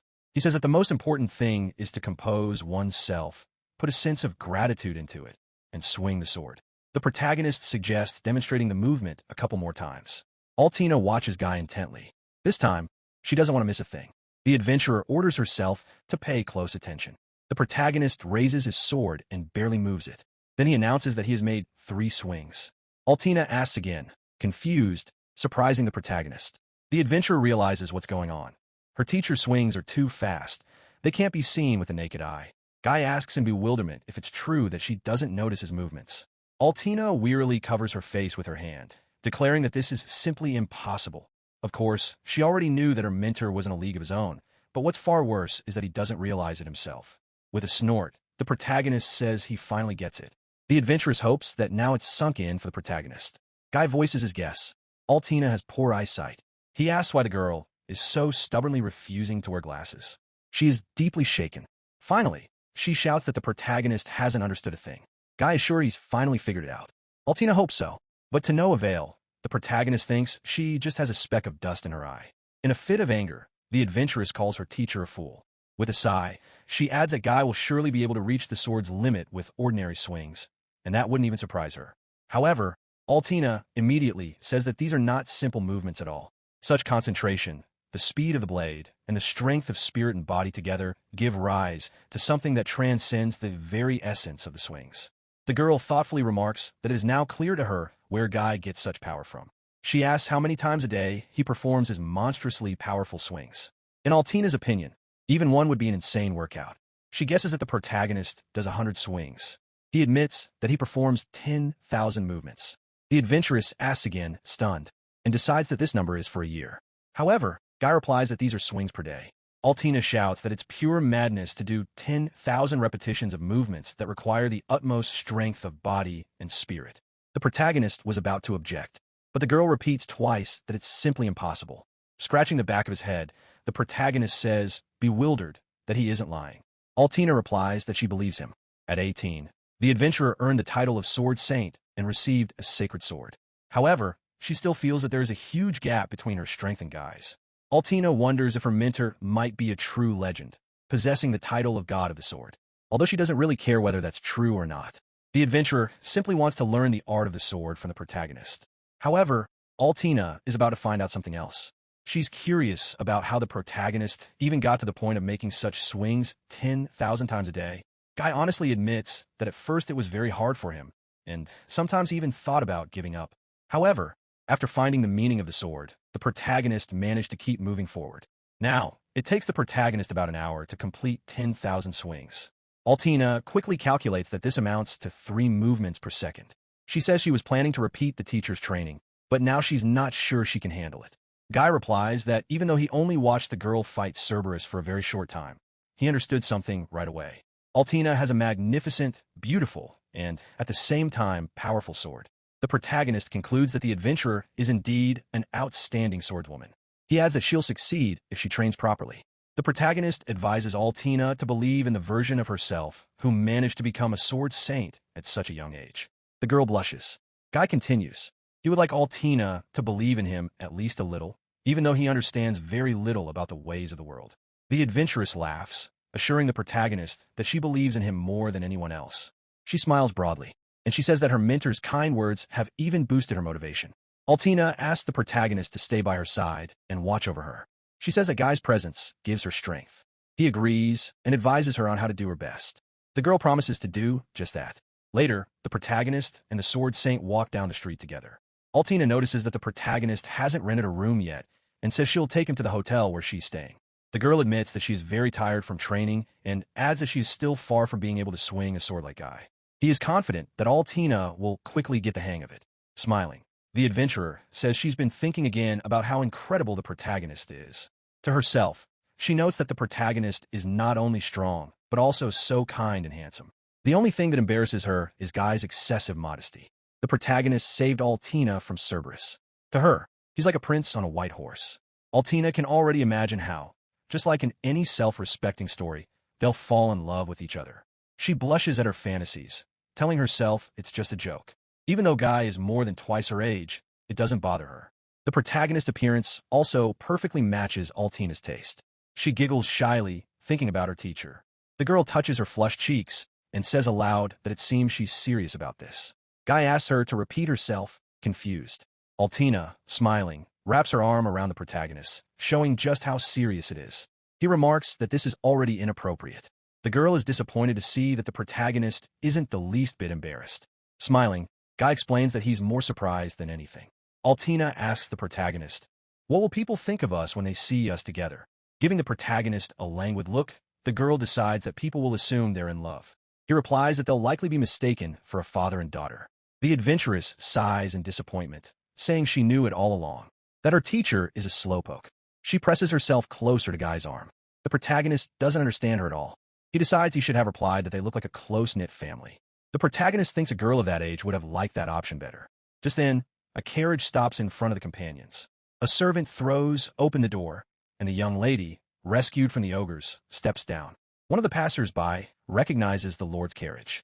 Noticing the main character, the lady smiles radiantly. She happily announces that she has finally found Guy Gulvig. She runs up to him and grabs the main character by the hands. He looks at her in surprise, not realizing who she is, apologizing for not introducing herself earlier. The young lady curtsies and states her name, Saris Falsrin. She adds that she has been entrusted with the governance of Estrat. Saris asks if Guy has time for her. She wants to invite him to her residence. Altina's expression darkens. The three of them settle into the carriage, and the protagonist ends up sitting between the two girls. Altina asks what connects Saris to Guy. Giving the protagonist a scowl, she hopes he hasn't fallen for this girl. He replies that this is actually the first time he and Saris have met. The young lady remarks that those are very harsh words after the passionate night they spent together. Altina looms menacingly over the protagonist. He hurriedly says that nothing like that happened. Giggling, Saris says she was just joking. Guy catches his breath, praying that the girl will stop teasing a simple country boy. Saris reminds him that when she first met the protagonist, she was in despair, surrounded by a horde of monsters. If it weren't for the protagonist, she would have already perished. Now Guy finally remembers. This pleases Saris, but then the protagonist also remembers that he never told her his name. Saris explains that she received a report about the victory over Cerberus and immediately realized who was behind it. She says she's been looking for the hero all this time to properly thank him, and adds that she's very glad to meet him. Altina angrily remarks that now it's clear why Saris has been hanging around them. Guy advises her not to speak to the ruler in that tone. Saris says she has no intention of acting all high and mighty in front of her savior, and would prefer to be spoken to in a simple, casual manner. She also asks to be called simply by her first name. When people address her by her title, she feels lonely. Guy thinks she's way too easygoing for an aristocrat. However, for some reason, Altina doesn't like this. The adventuress sharply demands that Saris stop flirting with the main character. Saris asks who Altina is to Guy. Altina declares that she is his first student, and, pounding her chest, adds that she is the one closest to the main character. Saris replies that she understands, and the girls giggle. Guy starts to feel a bit too stuffy in the carriage. Luckily for the main character, the coachman announces that they have arrived. The trio walks down the hallway. In the dining room, the group sits down at the table. Saris declares that it is a great honor for to host the main character and his student. She orders that drinks and sweets be served to the guests. Turning to a servant, Saris asks where her parents are. He replies that they're busy dealing with that very issue. Guy watches the girl. Saris begins the conversation by thanking the protagonist once again for saving her. She asks for permission to properly thank the protagonist in return. He calmly says that his words are enough. He doesn't need a reward for defeating some petite ogre. Saris replies in surprise that Guy defeated a pack of high ogres and their king. At that moment, Altina realizes they're talking about the very story everyone's been discussing. That combination of monsters is one of the worst. All the adventurers have been talking about nothing else, but who exactly had destroyed those monsters. But now Altina knows that Guy did it, and she isn't surprised. The protagonist replies thoughtfully that he only defeated a handful of petite ogres. The girls declare in unison that such monsters don't exist. Surprised, the protagonist recalls his grandfather's words. He always said that petite ogres were something like goblins among ogres. Altina remarks that it's no surprise Guy had a mentor like that. The protagonist's grandfather, as the adventurous suspects, was also a bit out of his mind. Laughing, the protagonist explains that petite ogres were the calmest of the monsters living near his home. He adds that he defeated them many times as part of his training. Altina asks in exasperation, in what kind of hell was Guy's house located? The protagonist confidently declares that since he can defeat the monsters, they must definitely be petite ogres. Altina says wearily that although she loves her mentor, she doesn't like his overly low self-esteem. The girl notes that his strength surpasses even hers, and she is the holy sword. The protagonist also possesses incredible swordsmanship, and whoever Guy may be, whether an older man or a boy, he needs to believe in himself, even if just a little. Altina concludes that the protagonist is a strong man whom mere mortals cannot match. The protagonist doesn't really believe the girl's words. Compared to his grandfather, he's still too immature, and if that's the case, what is there to be proud of? Saris returns to the topic of the reward, and Guy immediately starts to refuse. However, Altina advises him not to object. She quietly explains to the protagonist that aristocrats cannot remain in debt, so he shouldn't put Saris in an awkward position. The protagonist says he will gratefully accept the reward and receives a heavy pouch. He notices that there are about a dozen gold coins inside. Saris thinks that it isn't enough for him, but he hastily objects. Guy thinks that with that amount of money, he could go without working for a while and still not have to deny himself anything. It's the first time he's seen that much money. Barter is usually the more common form of exchange. Saris announces that he wants to throw a feast that evening in honor of his savior, and hopes the protagonist won't refuse to attend. Guy replies that he feels awkward and asks Altina for her opinion. She says she'll go along with him, but advises him not to neglect his connections with the aristocracy. The protagonist says he will accept the invitation. Saris happily thanks him. She leaves to make arrangements for the preparations, leaving the couple to rest. Altina exhales loudly. She walks over to the window. She suspects that Saris is up to something. Meanwhile, Guy is munching on cookies. The girl indignantly demands that the protagonist be at least a little wary. He replies that Saris is unlikely to have any malicious intent. It wouldn't be in her best interest. She probably has a request, perhaps, as Guy's suspects, for Altina, since she's an A-rank adventurer. The girl replies that the target is surely the protagonist. Altina asks why the protagonist accepted Saris's invitation, if he understood her intentions. She adds that the matter is most likely unpleasant, and since the nobility has problems, things will become more difficult for everyone else as well. Guy agrees with her. The girl asks whether the protagonist accepted the invitation because of what she said about her connections with the aristocracy. He replies that it wasn't just for that reason. Glancing at Altina, he asks, "Is it really possible to just turn away?" She replies thoughtfully that yes, if the matter is unpleasant. The feast begins. The trio sits down at the table and enjoys their dinner. The protagonist, deep in thought, realizes that Saris is in trouble. He wants to help her if he can. Although they haven't known each other for very long, the protagonist can already see that the girl is unlike other aristocrats. Saris's request is most likely not personal, so Guy decides it's worth listening to her. The trio steps outside. Saris hopes her guests enjoy the evening. Altina asks him not to beat around the bush, but to honestly explain the task for the protagonist. Saris sadly realizes that her guests have figured everything out right away.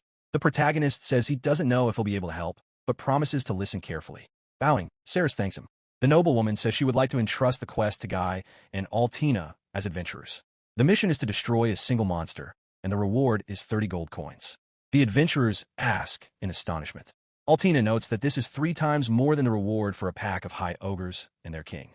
She sternly asks Saris what exactly she intends to entrust to the protagonist. After all, such a reward is a rarity. The aristocrat sadly lowers her eyes. Altina continues to speculate, guessing that this is a natural disaster class monster. Saris replies that they have no concrete evidence, but that is most likely the case. She reports that the threat level is S, and the monster itself is a dragon. Altina exclaims that such a monster is capable of destroying an entire kingdom on its own.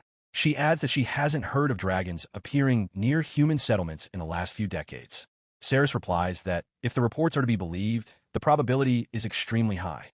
Altina realizes that this is already a headache for the entire kingdom and asks if the capital has taken any action. Saris admits that this is precisely the problem. Her parents only recently entrusted her with governing the lands, so her political standing is negligible. Saris says dejectedly that she hasn't been able to stop those who are throwing a wrench in her plans, and informs her that they shouldn't expect any help from the capital. The girl continues her story. Her parents have gone to other houses to ask for help, so Saris must defend this town on her own. With a sigh, she adds that she doesn't have enough strength to save the residents. Bowing her head, Saris begs for help. Altina says curtly that it's a waste of time. She turns around and calls Guy over. She angrily declares that refusing to help in an emergency affecting the entire kingdom because of the commotion at the top crosses all boundaries. The adventurer declares that they must evacuate immediately, whether to another city or to the capital. However, Guy firmly states that this is not an option.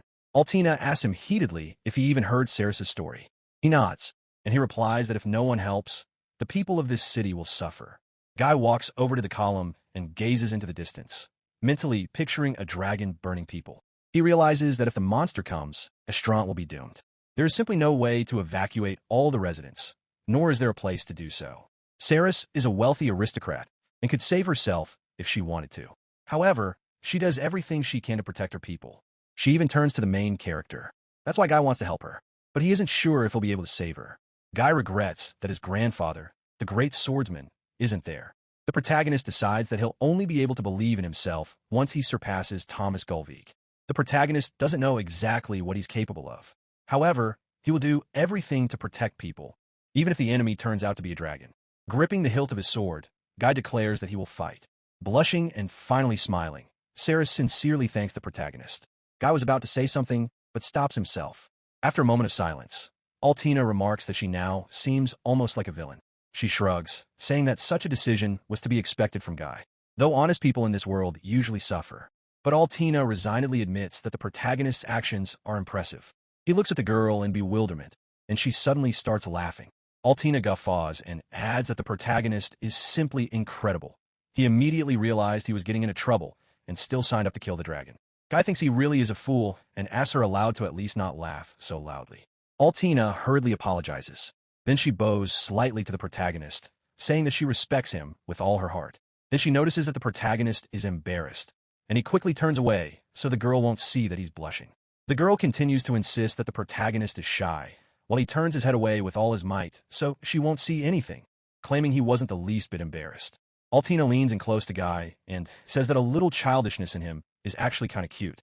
The adventuress announces that since her mentor is going to fight, she'll join him too. Saris gratefully replies that he doesn't know how to thank Altina. Blushing, she says angrily that he shouldn't read too much into it, and emphasizes that she's only doing this because she's Guy's student. The protagonist notes her behavior and, smirking, asks if that's how Tsundras act. Outraged, Altina hastily says that's not true at all, suspecting the protagonist is getting back at her. Covering her mouth with her hand, Saris agrees with Guy. Altina doesn't like that the aristocrat has taken the protagonist's side, but the girl merely remarks on how sweet she is. This only makes the adventuress even more furious. The protagonist watches the girls thoughtfully. He knows that he has been training himself all this time precisely to protect them, and the protagonist intends to stand up for both his friends and the city. Guy wants to protect everyone. A messenger arrives at the castle. In the hall where the meeting is taking place, he reports that the reconnaissance unit has reported a dragon. According to them, the monster will approach the northern fortress in the next few days. Saris announces that everything is going according to plan. They will meet the dragon at the fortress and defend Estrant. Those present in the hall echo her words. Lilina has gathered a group of adventurers and explains the plan for the operation to destroy the dragon. To avoid panic, they must continue to maintain secrecy.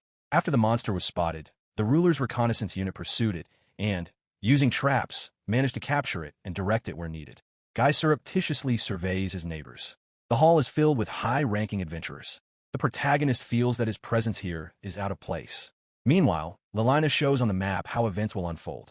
The adventurers will head to the northern fortress and they'll join up with the knights. One of the assembled men interrupts the conversation. He points out that neither the adventurers nor the knights have any experience hunting dragons. The man asks what their chances of success are. Lelina honestly replies that they have been unable to secure reinforcements from either the royal court or other domains. However, she says they have a trump card up their sleeve, the dragon slaying cannon. It is the latest weapon, developed in the capital specifically for hunting this monster. The gathered crowd smiles, and hope lights up in their eyes. Now it's clear to Guy why Saris had such a hard time getting it out of the capital. Altina notes that the noblewoman really did go to great lengths. But then someone slams their hand on the table and declares their disagreement. The adventurer believes that they shouldn't rely on weapons and declares that he will slay the dragon single-handedly. The rest of the group listens to him in bewilderment. Someone remarks that the daredevil is far too cocky. The adventurers wonder who this upstart even is. Altina grimaces and realizes who this daredevil is. He smiles and asks how anyone could not know him, noting that this is why it's so hard to work with country bumpkins. The adventurer announces that his name is Sigrun Gullveig, his rank is A, and he has been awarded the title of hero. Guy knows that name very well and frowns. Everyone else whispers about the title. Hero is the highest rank, awarded to those who have performed a historic feat. The adventurers begin to think that such a person could even defeat a dragon. Sigrun, smiling, asks if it is now clear to everyone gathered here that he is worthy of being the trump card. Gullveig adds that a hero is capable of destroying any enemy and asks them to put their trust in him. Guy is still pondering. Gullveig is an ancient and noble surname, and there are few who bear it. The main character is distracted by Altina. She's been thinking about the same thing as the protagonist. She asks if Guy knows Sigrun. He replies sheepishly that he isn't sure himself. The only thing the protagonist knows for certain is that he doesn't want to get involved with the House of Gullveig. The protagonist asks Altina not to mention him to Sigrun, since he wants to avoid trouble. She agrees. Lelina explains that Sigrun will have to provide cover for the dragon cannon, and decides that they might just pull it off. Her companion is completely confident in his abilities and advises her to put her full trust in him. Winking at Lelina, Sigrun remarks that she is very cute, and suggests they have dinner together sometime. She quickly announces that they're leaving very soon and dashes off, slamming her hand against her forehead. Altina remarks irritably that Sigrun hasn't changed a bit. Meanwhile, he goes on and on about his own good looks. He doesn't understand why Lelina is so embarrassed, and feigns regret that he has such a beautiful face. Altina suggests that Guy leave, and he agrees. But then Sigrun turns around, having heard a familiar voice. He calls out to Altina loudly, and her expression changes with irritation. Sigrun approaches the Sword Saint and asks how she is doing. Before the girl can even mumble a word, Gullveig interrupts, saying that he is also glad to see her.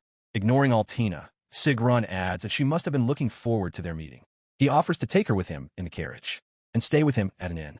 Altina sharply declines the invitations, cursing under her breath at the idiotic stalker with the title of hero. Guy notes the deadly aura with surprise.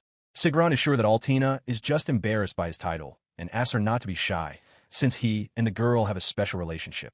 She wants him to stop talking nonsense. However, Sigrun beams and reminds her that Altina is one of his potential brides. Guy asks if that's true, and the adventuress shakes her head furiously. Pointing her finger at Sigrun, Altina demands that he stop talking nonsense and asks who in their right mind would marry him. He laughs, thinking the adventuress is hiding her embarrassment behind her irritation, and remarks that it's cute. The adventuress grits her teeth. Noticing the girl's reaction, Guy senses that things are going badly. Altina already has a killer look in her eyes. Grabbing the protagonist sharply by the arm, the adventuress drags him toward the exit. He's taken aback, but doesn't resist. Glancing at Altina, he asks who Sigrun is. She demands that he forget about him and asks furiously if Guy has any objections. With a trembling voice, the protagonist replies that he doesn't. Sighing, Sigrun remarks that Altina hasn't changed a bit. She's just as stubborn as ever. He calls the girl over again, offering to spend a passionate night together.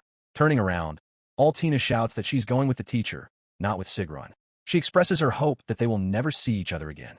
The protagonist timidly reminds her that Sigrun is also participating in the expedition to the dragon. Altina snaps at Guy, and he falls silent. The protagonist, smiling awkwardly, tries to say something, but the girl cuts him off. They leave the room, and the adventuress slams the door as hard as she can. Sigrun is left standing alone, lost in thought. He can't for the life of him understand why Altina chose some old man over him. Then a sudden realization hits him. Sigrun, dramatically clutching his head, decides that the old man has deceived Altina. He swears he will save the girl, like a hero protecting a princess from evil forces. Outside, Altina apologizes to her mentor. She adds sheepishly that she's shown herself in a pitiful light. The protagonist calmly replies that she has nothing to apologize for. He asks Altina to tell him what's going on if she doesn't mind, because maybe she'll get into trouble because of Guy. Sighing, the adventurer explains that she and Sigrun were once in the same group. Together, they completed quite a few highly complex missions. They had an excellent group. As for Sigrun, he has issues with women. Quite a few girls agreed to the hero's advances. An aristocrat and a rich man rolled into one, and this made Gulvi grow more and more arrogant. Looking sad, Altina adds that Sigrun then started hitting on her too, becoming ruder and more persistent each time. Guy sympathetically understands why the girl left the group. She says she had hoped not to run into Sigrun in town. One of the adventurers shouts that it's time to move out. The protagonist and his student climb into one of the wagons and take their seats. Altina worries that because of her emotional outburst, Sigrun will set his sights on Guy as well. The protagonist assures her that the girl is not to blame for anything and that she had every reason to be angry. He adds that he himself would have intervened in the conversation with Sigrun if he had known the story between her and Altina. Finally, Guy reminds her that he is her teacher and does not consider her a burden. He says that defending Altina comes naturally to him. The girl shyly thanks the main character, noting that he really is very kind. He ruffles her hair.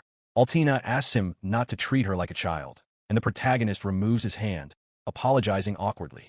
Smiling, the adventuress thanks him and adds that she understands what Guy meant. Altina leans back against the wall and suggests they forget about that unpleasant guy. She promises to treat the protagonist to dinner as an apology once everything is over. The protagonist interjects that the more expensive the meal, the better, since Altina is a rich girl. After a pause, she replies that this is going too far. Guy snorts, saying he's just joking.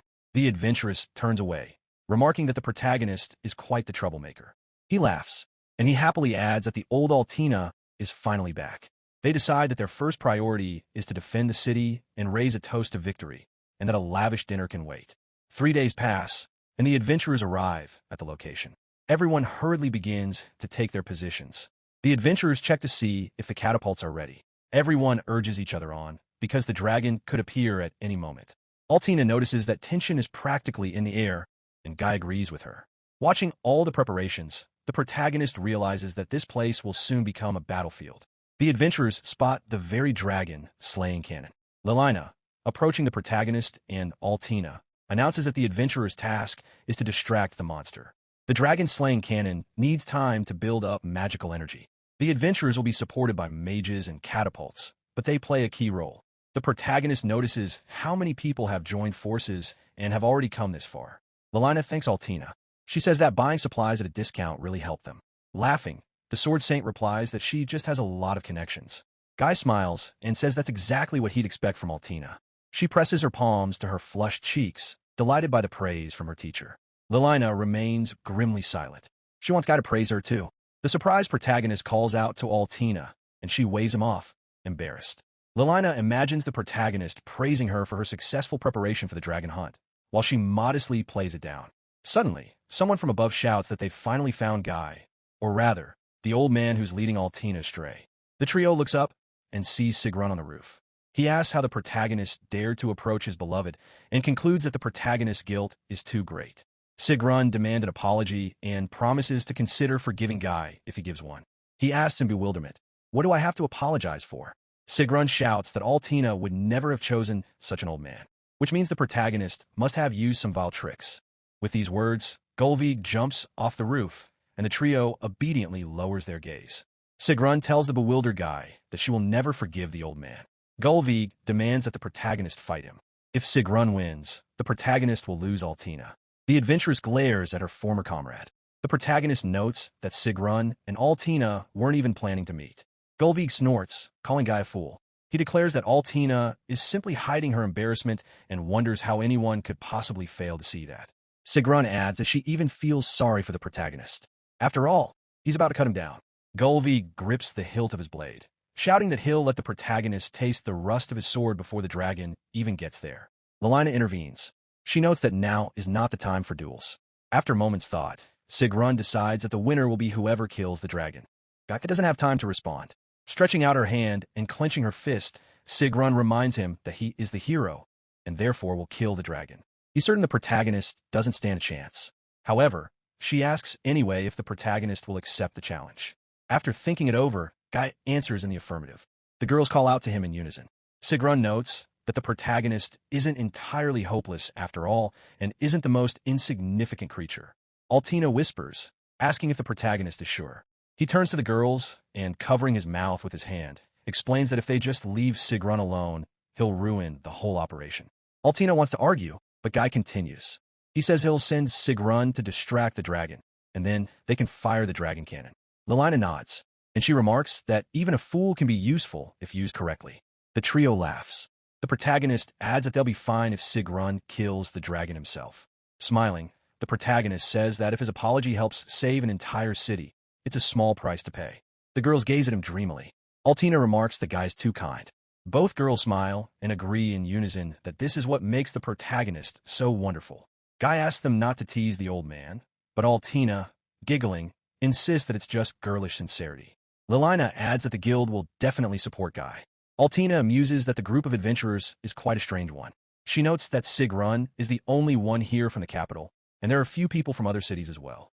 Gullveig, passing by, confidently interjects that he alone could defeat any enemy. Lelina sadly explains to Altina that this is due to internal circumstances she cannot discuss publicly. The only thing the girl could say is that the capital's headquarters strongly recommended Sigrun specifically. To Guy, this story seems strange and somehow connected to the arrogant adventurer. He doesn't have time to finish his thought. The protagonist notices a gleam in someone's eyes. He snaps to attention, gripping the hilt of his sword. Altina calls out to the protagonist in confusion. The people near the dragon-slaying cannon look up. Suddenly, a jet of flame destroys one of the towers. It also hits the adventurer's main weapon. The girls and Sigrun struggle to stay on their feet, not understanding what's happening. Guy briefly says that a dragon has appeared. A huge monster flies over the four adventurers. Its movements stir up a wind that knocks people off their feet. The adventurers don't understand where the dragon came from. After all, it was supposed to be resting in the swamps. Someone screams in panic that the dragon-slaying cannon has been destroyed. With a trembling voice, Lelina assures them that a pursuit party was supposed to be tracking the dragon, and adds that no reports have come in. Sigrun replies that those people were most likely killed. He explains that the dragon is a highly intelligent monster, and it's no surprise that it anticipated all of the humans' moves. At the same time, the monster didn't kill everyone at once, but chose to strike from the shadows. Sigrun concludes that the dragon has a vile nature as well. Altina interjects that it's clearly not up to Gullveig to judge. Guy calms her down and says that Sigrun is right. The monster was clearly aiming for the dragon cannon. It was as if it were advising them not to trust such a boring contraption, but to take on the challenge with their own strength. With a snort, Sigrun steps forward and draws her blade, noting that this is all very interesting. She lunges straight at the monster, demanding that it face the blow of the sword of justice. The dragon shoots fireballs, but the adventurer deftly dodges them. Sigrun declares that this is the power of a hero. He strikes the dragon with his sword, called Piercing Blade. The monster lowers its paw, and Sigrun runs to the side. With a snort, he notices that the dragon doesn't have a single scratch on it. The adventurer immediately shouts that this was the plan all along, since it would be too boring if the monster fell from a single blow. Altina and Guy rush toward the dragon. The girl berates Sigrun on the run, saying that taking on the monster alone is pure madness. The protagonist reminds her that Sigrun is a hero. Altina replies that a single dragon can destroy an entire country, and she shouts that no human could defeat such a monster alone. Sigrun dodges her enemy's attack once more. She pushes off the ground, shouting that the games are over. She dashes right across the dragon's scales, declaring that she will now show her true power. Sigrun summons a mighty sword called the Horned Ram. Gullveig soars into the air once more. He knows the scales cannot be pierced, and so he aims for the monster's eye. Sigrun unleashes her battle aura, and summons a gigantic divine piercing sword. Gullveig claims this is his finishing move. He gathers his battle aura and releases it at the moment of impact. Sigrun is certain this attack is unstoppable. Gullveig strikes the dragon squarely in the eye, and the blade shatters. The stunned Sigrun is thrown off by the dragon and falls downward. The adventurer can't believe that his strongest strike didn't work. Altina calls Sigrun an idiot and declares that he is greatly underestimating the dragon. Gullveig screams and runs away from the monster's gaping maw. Altina remarks wearily that Sigrun is causing nothing but trouble again. The girl moves toward the dragon. She summons the holy sword. Pushing off the ground, Altina finds herself at the monster's throat and uses a strike called Crescent Moon. Upon landing, the adventurer is disappointed to find that she hasn't done much damage to the dragon. The monster's outer armor turned out to be even thicker than Altina had expected. The dragon opens its jaws wide. Altina tries to shoo Sigrun away, so he won't get in the way. Just then, Guy runs up. On the run, he raises his hand holding some sort of pouch, and he throws it with all his might. The projectile hits the dragon squarely in the eye, and the beast recoils with a roar. The protagonist explains to Altina that the pouch contained a blinding, super hot spice. She's sure the dragon wouldn't have writhed like that from just the spice. The hero asks where Sigrun is. Altina assures him that he's tough and will be fine. She notes that neither the dragon-slaying cannon nor the hero are any use. Guy realizes that they have no time for a plan now, and the girl agrees with him. All that's left is for everyone to coordinate and attack the monster together. The adventurers try to pull themselves together. One of them demands that everyone who can stand on their feet grab a weapon. Someone searches for shields made from Cerberus's hide. Altina and Guy notice that everyone is now regrouping. Altina realizes that the two of them will have to distract the dragon. The protagonist knows that they can't let the monster cast another spell on a whim. He intends to hold the dragon back, but he has a different suggestion for Altina. But the girl firmly cuts her mentor off, telling him not to talk nonsense. She won't run away alone and will never forgive the protagonist if he suggests such a thing. Guy ponders. As an adult, he still wants to protect Altina, but the girl is already a mature swordswoman who decided to come here on her own, and she is seeking her own strength, wanting to surpass herself. The protagonist knows that even if the enemy is strong, running away means showing weakness. Sometimes you have to risk your life. Altina offers to distract the dragon if Guy has already understood everything and asks for permission to attack. The protagonist reminds the girl of her own words. This enemy cannot be defeated alone. He asks her to act sensibly. She snorts. Altina remarks that fighting a dragon is reckless in and of itself. The dragon stops right in front of the pair. They hold their blades at the ready.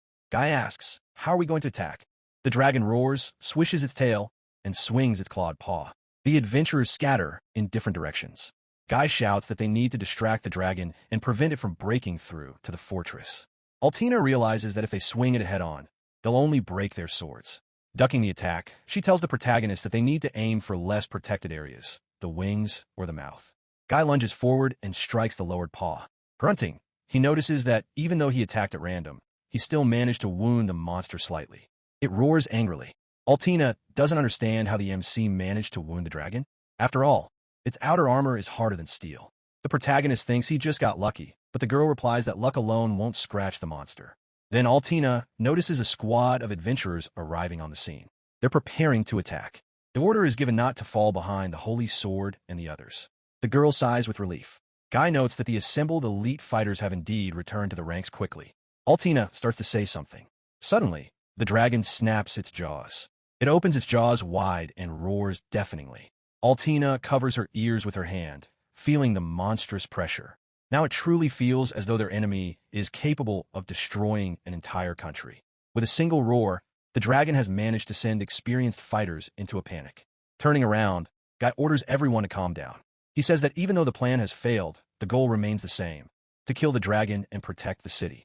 That is why they have gathered here. The protagonist reminds them that the adventurers came to protect their loved ones. Altina supports him, saying that the destruction of the dragon-slaying cannon doesn't mean defeat. She adds that ancient people used to fight dragons with nothing at all. That means the adventurers will succeed too.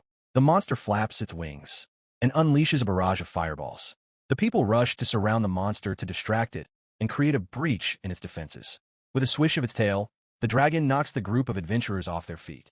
Altina says that if they watch the monster's movements, they'll have time to dodge. Guy sees the dragon's movement and realizes things are looking bad. The monster is charging. The people rush each other, hurrying to dodge. Turning around, Altina shouts at the protagonist to run. He is standing directly in front of the dragon. Glancing back, the protagonist sees that if the monster doesn't stop, it will crash right into the fortress. And Lilina and the wounded are inside. The protagonist can't let that happen. Guy grabs his sword and shouts that he'll stop the dragon right here. The adventurers are certain that this is impossible. The dragon lowers its head, and the protagonist blocks its advance with. The adventurers freeze, their mouths agape in amazement. Planting his feet firmly on the ground, the protagonist tells the dragon that it won't get any further. The protagonist pushes against the sword with all his might. The dragon is thrown backward, the protagonist's blade snaps, and Guy is flung to the side. Gasping in admiration, Altina even wonders if this is a dream. Of course, The girl knew the protagonist was unusual, but not this extraordinary. The adventurers wonder who he is and marvel at what has happened. Guy urges Altina on. She hurries over to him and tosses him her sword. The girl says that the hero won't be able to fight with a broken blade and gives him her spare. The hero thanks Altina. This time, the Sword Saint plans to strike the dragon after all. Her master has given her this chance, and she doesn't want to let him down. Dodging the blows of the clawed paw, Altina leaps into the air. The dragon's outer armor may be thick, but the monster's back is exposed. If the girl strikes the opening, she will pierce the creature's defenses. Altina attacks the dragon with a cry, leaving a gash. The monster roars. The adventurers cheer the girl on from the ground. Altina realizes with frustration that although she is cut through the flesh, she cannot inflict a fatal wound due to the creature's enormous size. The girl knew she wouldn't be able to handle it alone. The adventurers barely manage to dodge the dragon's massive claws. While the monster is raging, there's no way to get close. Guy leaps off the ground and orders the dragon to calm down.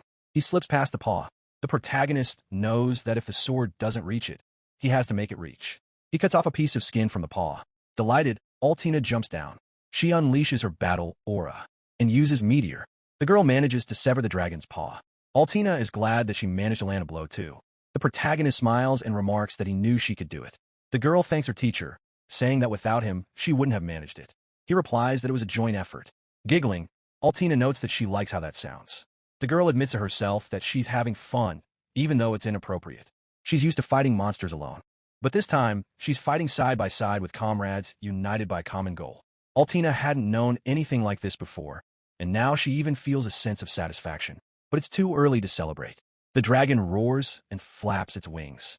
Altina realizes it wants to take flight. A projectile strikes the enraged monster, but it doesn't slow down.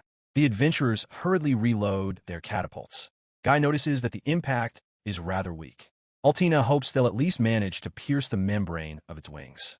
With a loud, dismissive snort, Sigrun asks, "Is that really all the squad is capable of?" He announces that he has already disabled one of the dragon's legs, so the monster should lose its balance upon landing.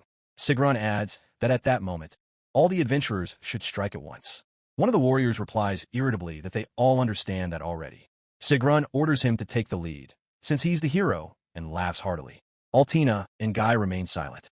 The main character admits that Sigrun has nerves of steel. The girl adds irritably that she almost respects Gullveig for that. She hopes that if things go this way, they will win. The protagonist remains silent, doubtful. The dragon soars upward. Guy thinks the monster couldn't have imagined that humans would manage to drive it this far.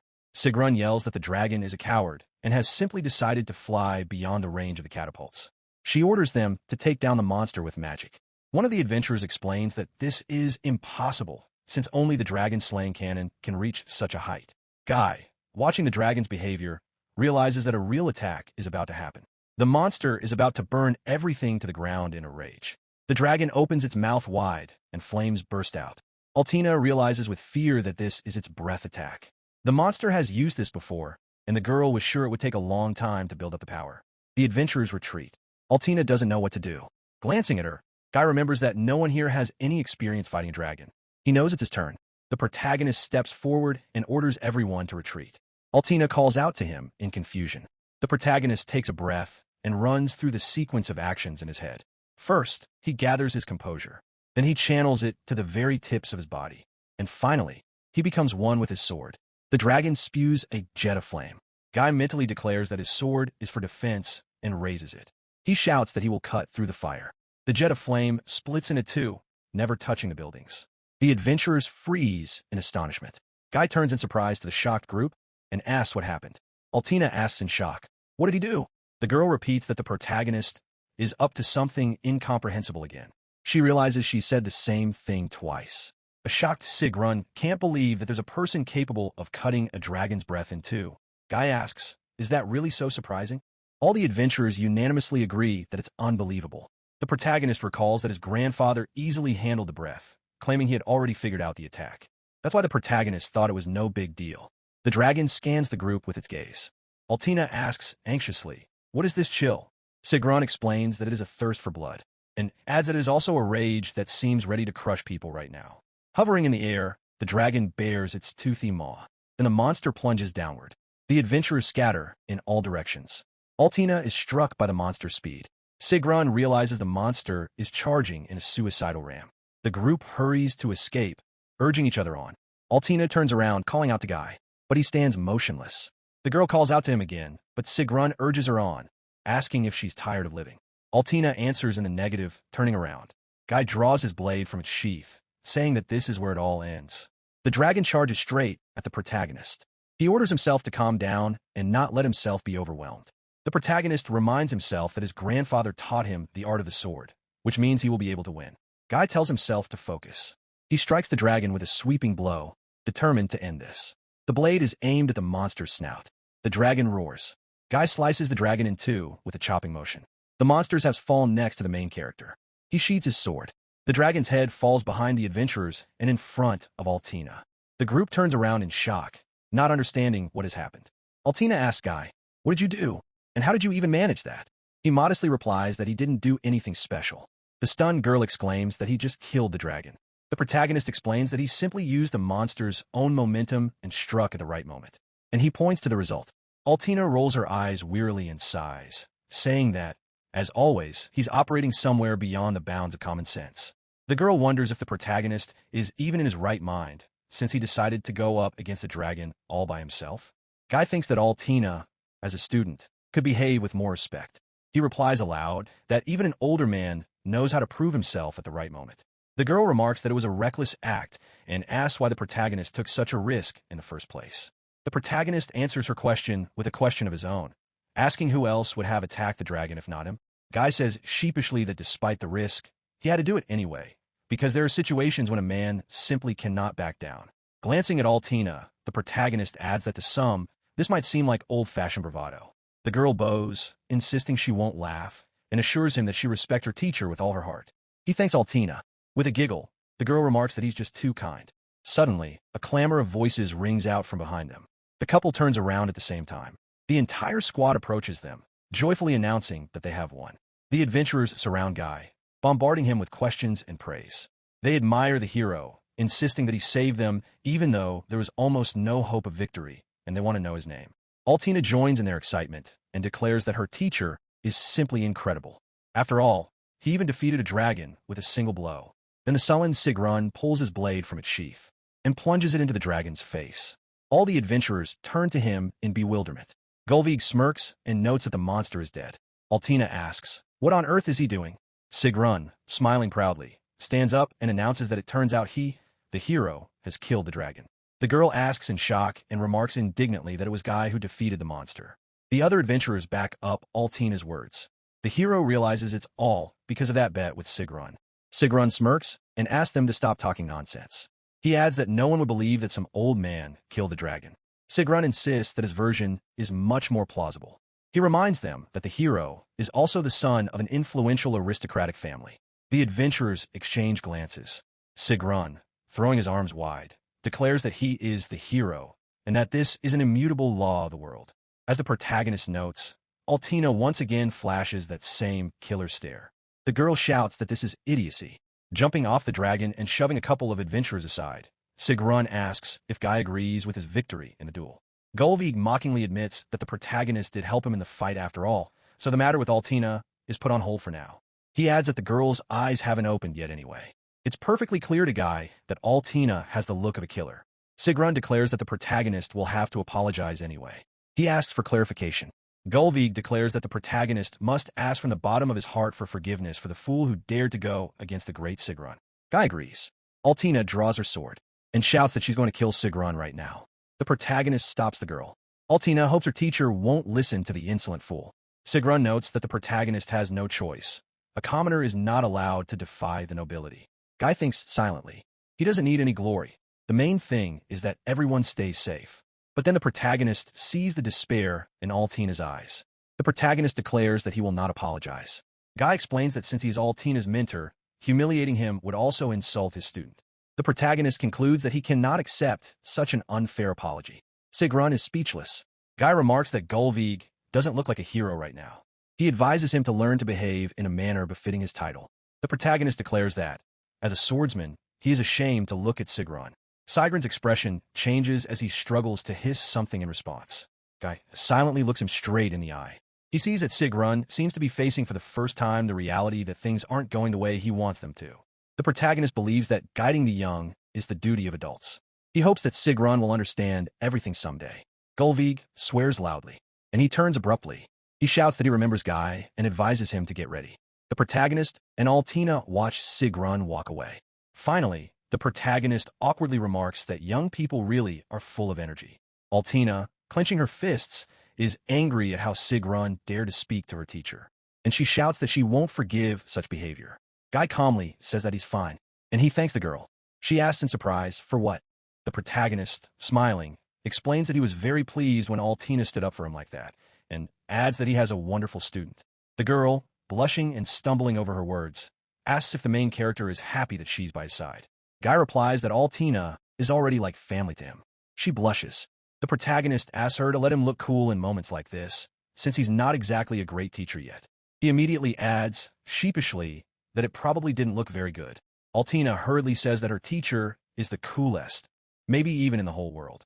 After all, he protected her not with his fists, but with his mind and common sense. Smiling, Guy replies that he's also glad the girl is okay. Altina gasps and blushes.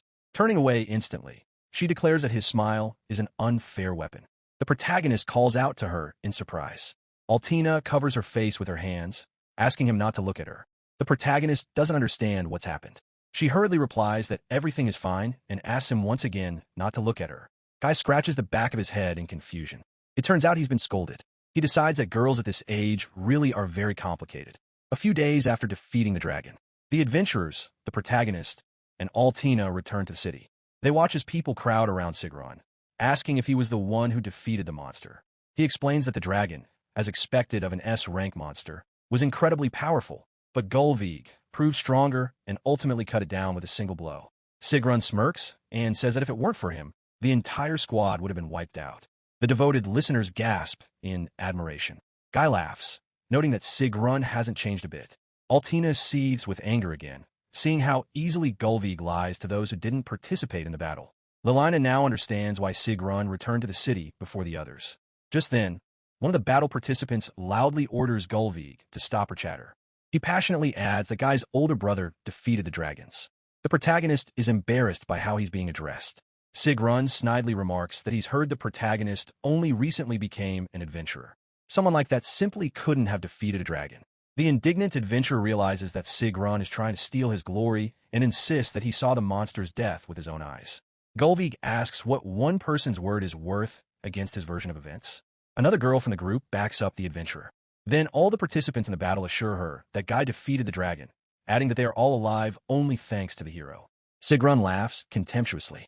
She declares that it's a pitiful sight, an old man hiding behind his defenders.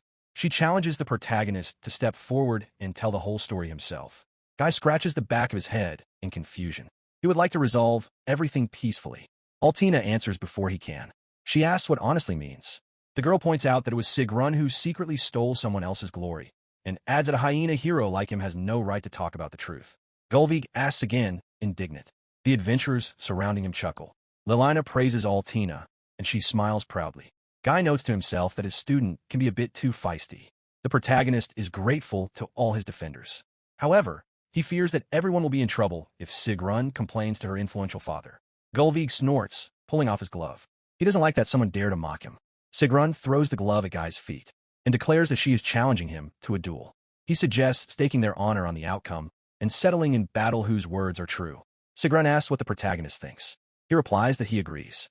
A gasp of astonishment ripples through the crowd. Sigrun adds that the duel will determine who is right. The protagonist decides that this way, Gullveig's hatred will be focused solely on him. This is a good chance to settle all their differences. Sigrun declares that the outcome is obvious and promises to share the details later. Gullveig is about to leave but stops next to Guy. She says that after the protagonist's defeat, Altina will realize what kind of person he is and return to Sigrun. The protagonist watches his opponent walk away. Sighing, Altina remarks that it's all her fault again. If she hadn't provoked Sigrun, he wouldn't have challenged him to a duel. The girl apologizes to the protagonist. He replies that it's all right. Guy realizes that if it were just about him, he wouldn't care, but Sigrun dragged everyone into the altercation. The protagonist assures that he wanted to accept this challenge himself. Altina remarks that her mentor is truly amazing, very kind, and always ready to help. She adds that Guy isn't paying any attention to Sigrun. Lowering her gaze, Altina admits that she couldn't stand by silently while her teacher, whom she respects deeply, was being insulted. The girl pauses before her final words. Lelina calls out to her, and the main character smiles. He strokes Altina's head and says that her feelings mean a lot to him. The main character thanks the girl for everything. She looks up, offering her hand. To Guy, she looks like a kitten, and Lelina is desperately jealous. The protagonist declares that he will win, and that defeat is impossible. Of course, Sigrun is an A-rank adventurer who has been awarded the title of hero for his strength, and logically speaking, Guy stands no chance against him. However, if that happens, Gullveig will only become even more unrestrained and might then treat Altina and the others brutally. The protagonist won't let that happen. He asks Altina not to worry and assures her that he'll handle it. She happily says that she finally sees fire in his eyes. She asks him to really give that smug idiot a beating. Lelina adds that she's rooting for the protagonist. The adventurer, who is the first to stand up for Guy, is confident that the older brother will definitely win. Someone is about to call the rest of the townspeople. The protagonist is very inspired by such support. He decides to give it his all. Victory will be his. The protagonist snorts, and the girls look at him questioningly. Then word reaches Guy that the townspeople are being summoned. A few days later, a large crowd gathers in the square. Guy and Altina stand in the middle. The protagonist, looking at the crowd, realizes this is going too far. The girl explains that the people are interested in the duel with the hero. She adds that it seems the tension caused by the dragon's attack has spread to the townspeople as well. Watching the fight is a way for them to catch their breath. The protagonist nods.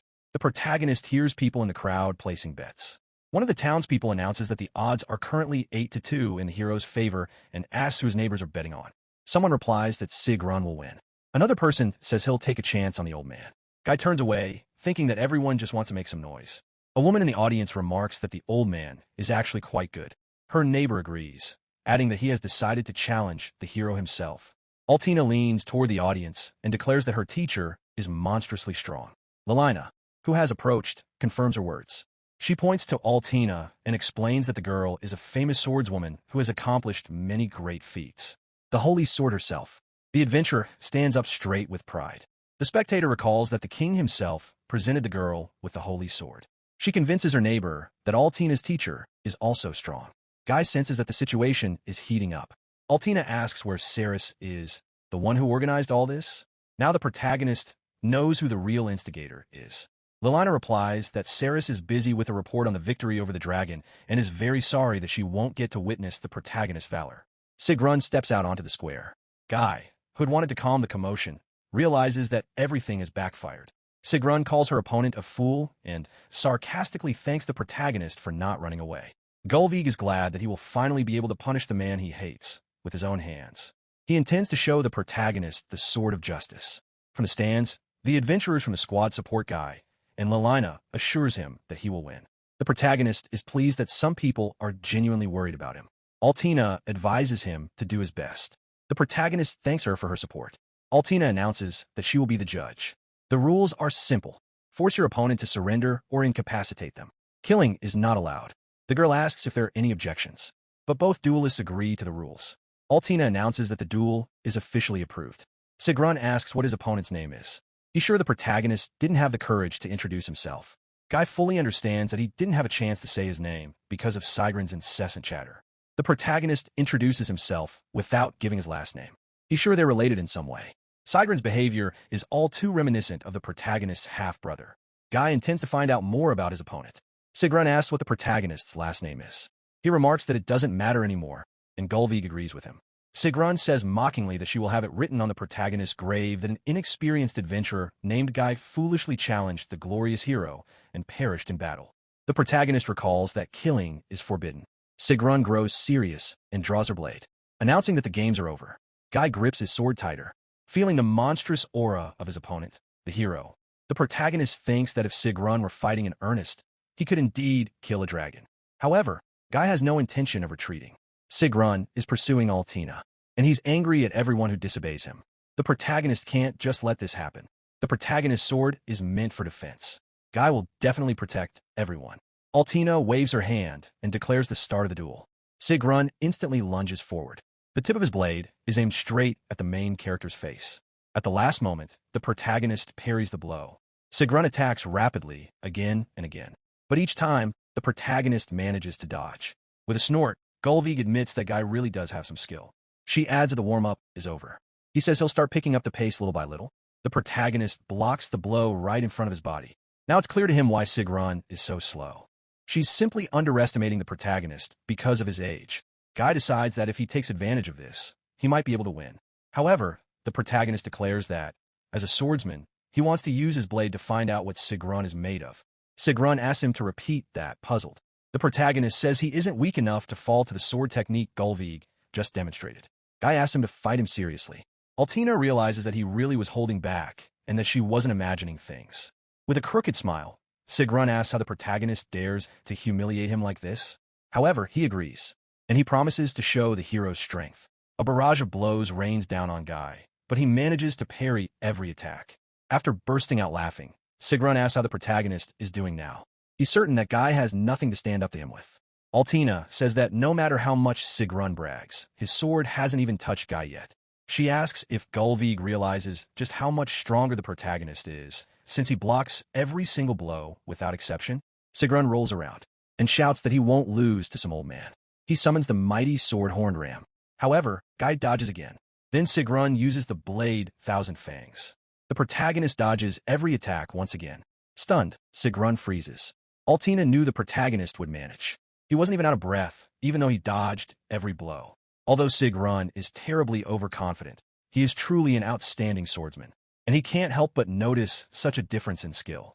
The only question is, will Gullveig be able to admit his limits? Altina shifts her gaze to Sigrun. Tears are streaming down his face. Guy looks at his sword. He thinks it's still too early. A hero's true strength shouldn't be like this. Altina notices that the protagonist's face is a veritable book of his thoughts. She sees that Guy isn't counterattacking at all.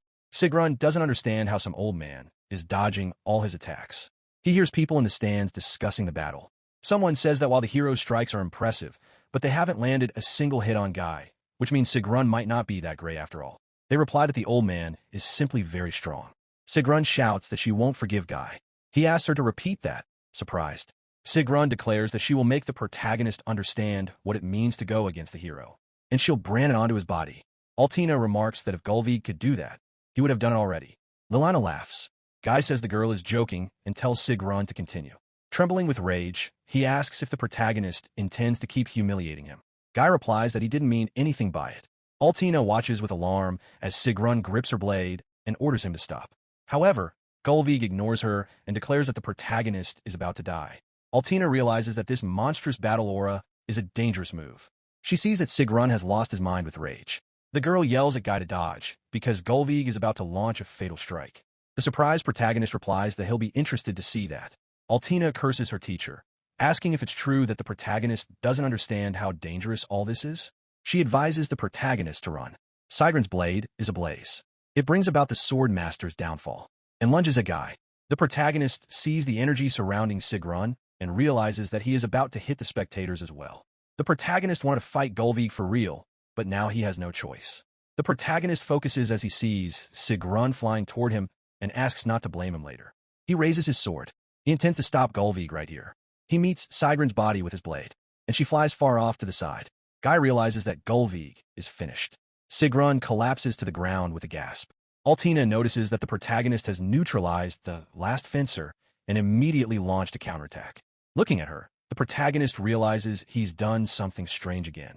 Altina nods, and she promises that she'll explain something sensible to him now. She explains that the last fencer is a technique of the highest order that usually cannot be neutralized, and that makes it all the more ideal to counterattack afterward. Altina asks if Guy is even human. He replies that she casually says terrible things. He adds that the world is vast, and it's quite possible that Altina simply doesn't know something. She doesn't argue, but says that she won't let it slide. The girl is frustrated that she can't explain to the protagonist just how incredible all of this is. Stuttering, Sigrun says that it's impossible. He struggles to sit up. Altina notices that Sigrun is alive. Guy replies that he held back. To himself, the protagonist recalls that he couldn't bring himself to kill him. Altina realizes with disbelief that the protagonist still had enough strength left to restrain himself. Guy replies that his grandfather did this with ease, and asks if that's really so unusual.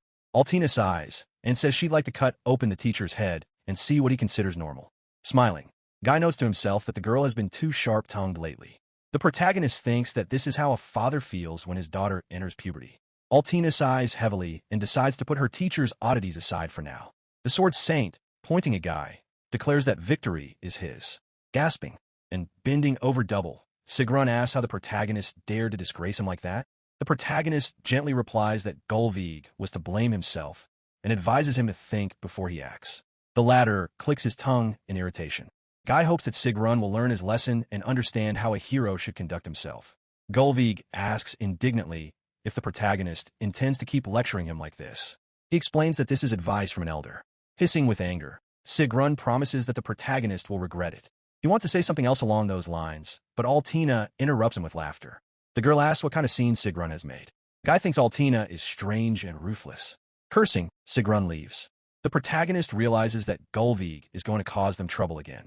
Smiling, the protagonist is glad that everything is fine. That's what matters most to him. Guy is distracted from these thoughts by someone's admiring shout. A whole crowd of people surrounds the protagonist, praising the victor. They call Guy incredible, marvel at the fact that he defeated the hero, and can't believe that the protagonist's rank is G. An unfamiliar girl presses herself close to Guy, inviting him to stop by her shop for a discount. Fuming with anger, Altina shoos her away, and she scolds the gathered women. Guy, feeling embarrassed, is unaccustomed to such friendly attention. All this time, he had considered people to be frightening. At Gullveig's house, they treated him coldly, as if he were a blank space. Then the protagonist lived quietly deep in the mountains and had almost no reason to interact with people. However, if he had wanted to, he could have gone down to the city, but Guy couldn't. He was afraid that the same fate awaited him as in his childhood. The protagonist was running away from it. Guy considers himself a pathetic person. However, all these fears were just a delusion. The outside world turned out to be so bright, filled with kind people. Guy recalls what his grandfather told him before he died. Find your happiness. The protagonist looks at his palm and feels as if he sees his elderly relative in that hand. The protagonist looks up at the friends surrounding him and thinks that this is exactly what his grandfather was talking about. In his mind, Guy thanks him for thinking of and worrying about him right up until his death. The protagonist is glad that he was able to live close to his grandfather, to learn the sword from him, and simply to be his grandson. He once again sincerely thanks his grandfather. Guy and Altina return to Ceres. The noblewoman sincerely thanks the protagonist for saving the city. She adds that if it weren't for the protagonist, Estrant would already have burned to the ground. He says that the ruler of the lands shouldn't bow her head to a mere adventurer. Ceres objects, noting that it was precisely thanks to Guy that they managed to win even after the dragon-slaying cannon was destroyed when it seemed there was no hope left. The noblewoman adds that a single bow is not enough as a token of gratitude. Ceres admits that she would even like to repay him with her body. Her words make the servant blush. Altina slams her fist on the table, seething with indignation, and asks if Ceres has lost her mind. Ceres calmly replies that her offer had nothing to do with the holy sword. Altina objects, reminding her that she's Guy's student. She adds that she has seen through Ceres. Her gratitude is just an excuse to get closer to the protagonist. Hesitating, the aristocrat insists that Altina is mistaken. Placing her hand on her chest, Ceres says that the protagonist is such a handsome man that she wants to do all sorts of things with him. Sticking out her tongue, the aristocrat claims she was just joking and isn't thinking anything of the sort. An enraged Altina doesn't believe her. Laughing, Ceres replies that the adventuress herself is thinking about it, and that's why she suspects everyone else of the same thing. Altina freezes in shock, and then she shoots a withering glance at the aristocrat, who smiles innocently. Guy recalls that the girls got along quite well last time. He decides that at this age, they really are complicated. Ceres has already devised a plan to win over the hero. With a smirk, she reminds Altina of the proverb, haste makes waste. She says it's better to take things slowly and build a friendship first. Altina realizes with alarm that her rival is dangerous.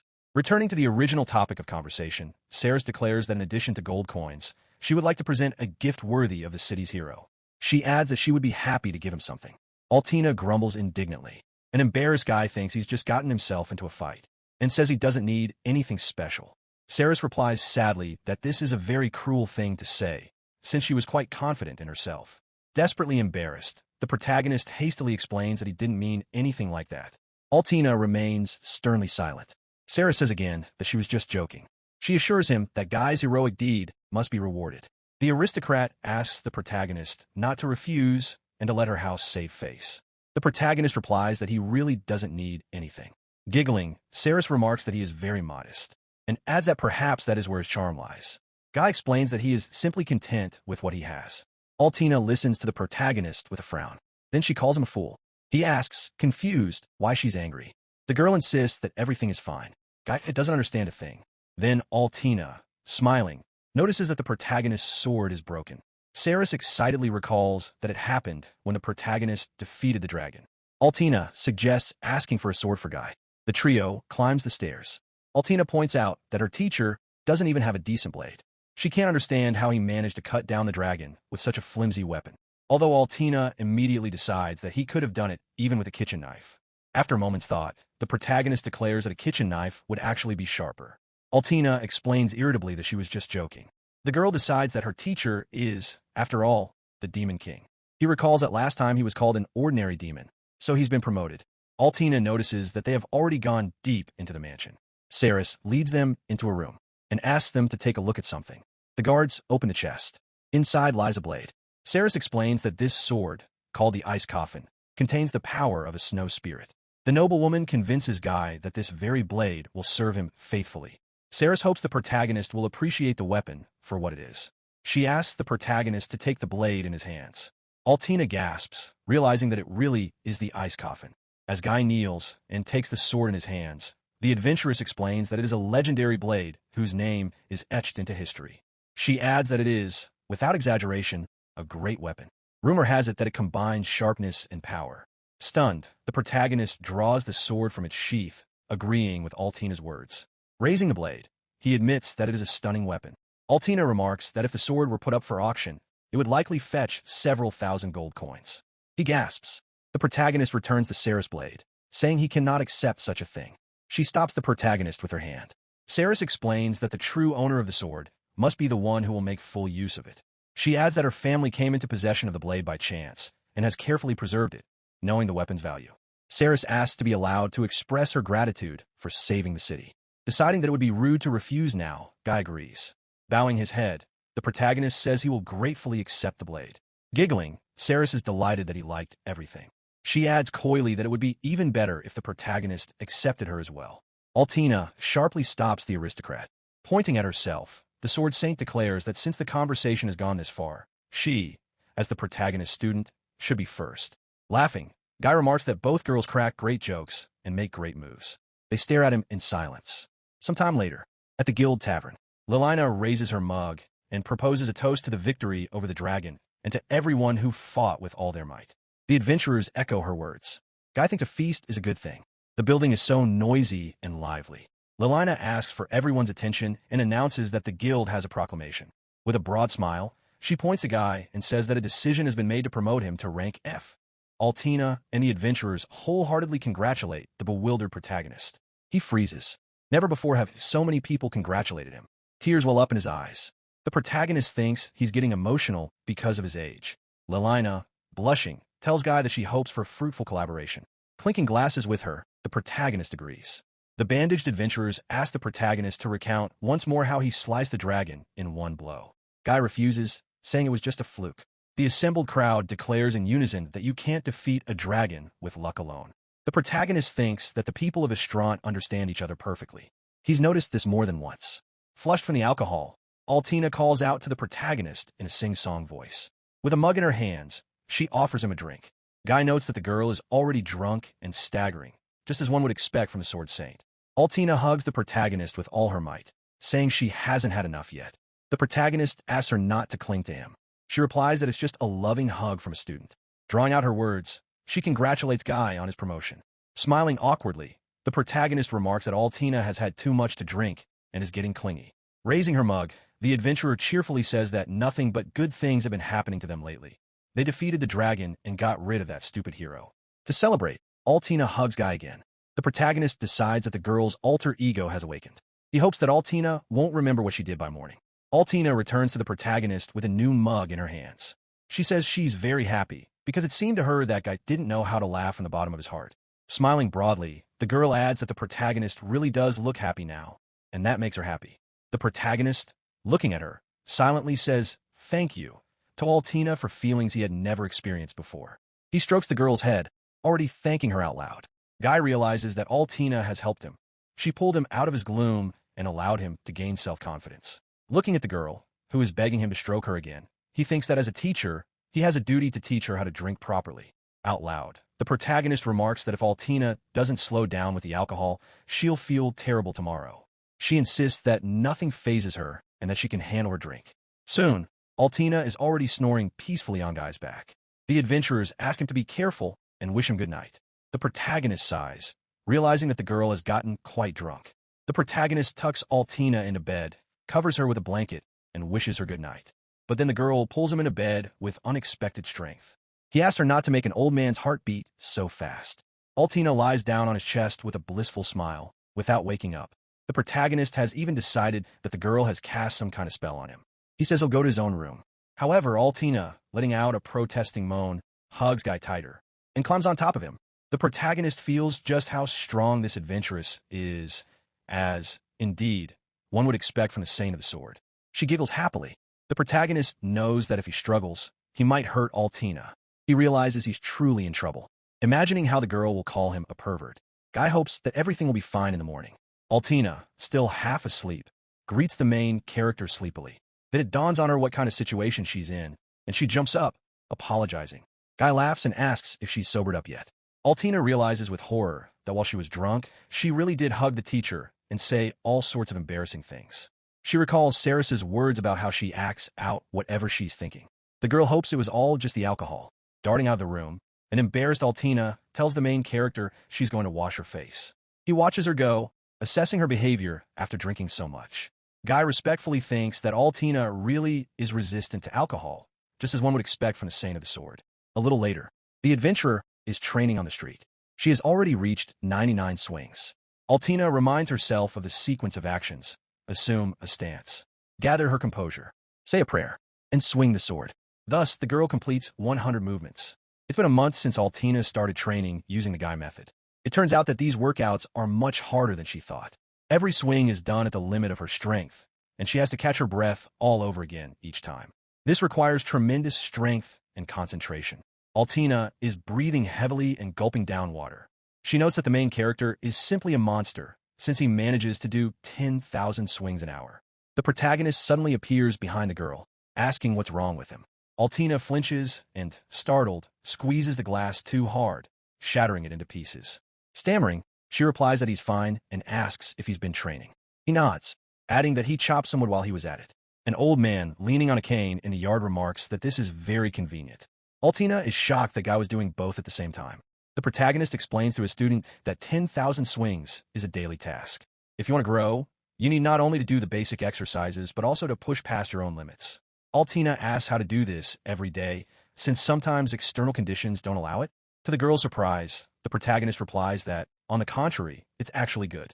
On days like that, it's harder to focus, but the workout becomes even more effective. Guy trained even with injuries. And in a storm, Altina can't imagine how the protagonist got this far. He seems even more incredible to her than she thought. Altina asks the protagonist to train with her properly today. He doesn't object, but wonders why she's suddenly so fired up. Altina replies that she's just in that kind of mood today. She thinks that otherwise, not only will she fail to catch up to her teacher, but she'll fall even further behind. Guy agrees, suggesting they give it their all. Altina agrees, thinking to herself that there's nothing she can do about it. The mentor and his student cross swords. The protagonist praises Altina and notes that she's missing the strikes from the left. She nods knowingly. The girl really enjoys training with her teacher, and to be honest, she just loves being around him. With a laugh, Altina warns him that she has no intention of losing. When the pair finishes their session, the protagonist asks how the adventurer usually trains. She replies, flustered, that she makes wild swings. Mentally latching onto the epithet, the protagonist shakes his head and asks how Altina trained before meeting him, while she was on her way to becoming the Sword Saint. The girl pauses and replies that she didn't do any crazy swings. Guy notes her phrasing. Altina explains that she had basic training and real combat experience. She concludes that she simply fought monsters endlessly, honing her sword skills. The protagonist realizes that the girl not only trained, but also learned to keep her heart in check. He says that now he knows where the adventurer gets her strength from. With a wry laugh, Altina replies that she thought so too before meeting the protagonist. Then the girl remembers something else about her past training, and she asks Guy to wait just a little while. He agrees, and Altina runs off to her room. The girl finds what she was looking for. She chuckles, imagining how flustered this superhuman will be. The adventuress has no intention of letting such an opportunity slip away. Altina returns and shows the item to the protagonist. He decides it's a rapier, but the girl advises him to try it and see for himself. Guy takes the blade and notes that it's very light. The protagonist can't imagine how to train with something like this. He swings it, and the blade simply dances in his hands. Altina just laughs as she watches the protagonist's attempts. She explains that this blade is so awkward that heavy swords immediately seem much better by comparison. To master this weapon, you need very precise technique. Altina adds that if Guy masters this rapier, he'll start improving much faster. He nods enthusiastically. He would never have thought of such training on his own. The protagonist is happy to interact with people, since he can learn a lot from them. Altina points out that even a teacher would have a hard time with a blade like this. It took her 6 months to master it. But then Altina freezes in shock because Guy, as he swings the blade, says he's gradually getting the hang of it. The girl asks indignantly why the main character mastered the blade in an instant. It took her 6 months. Altina had hoped the protagonist would need at least a month. In a fit of anger, she asks what kind of person he is anyway. Guy sheepishly suggests that he just happened to get it right by accident. Altina laughs bitterly, saying she's just a frog at the bottom of a well. This reminds the protagonist of something. The girl croaks and runs to the well, deciding that it's shameful to even be called a frog. Looking down, Altina says she's just some incomprehensible water creature at the very bottom. Guy asks her not to be so hard on herself. Altina asks gloomily, whose fault is it that she's in this state?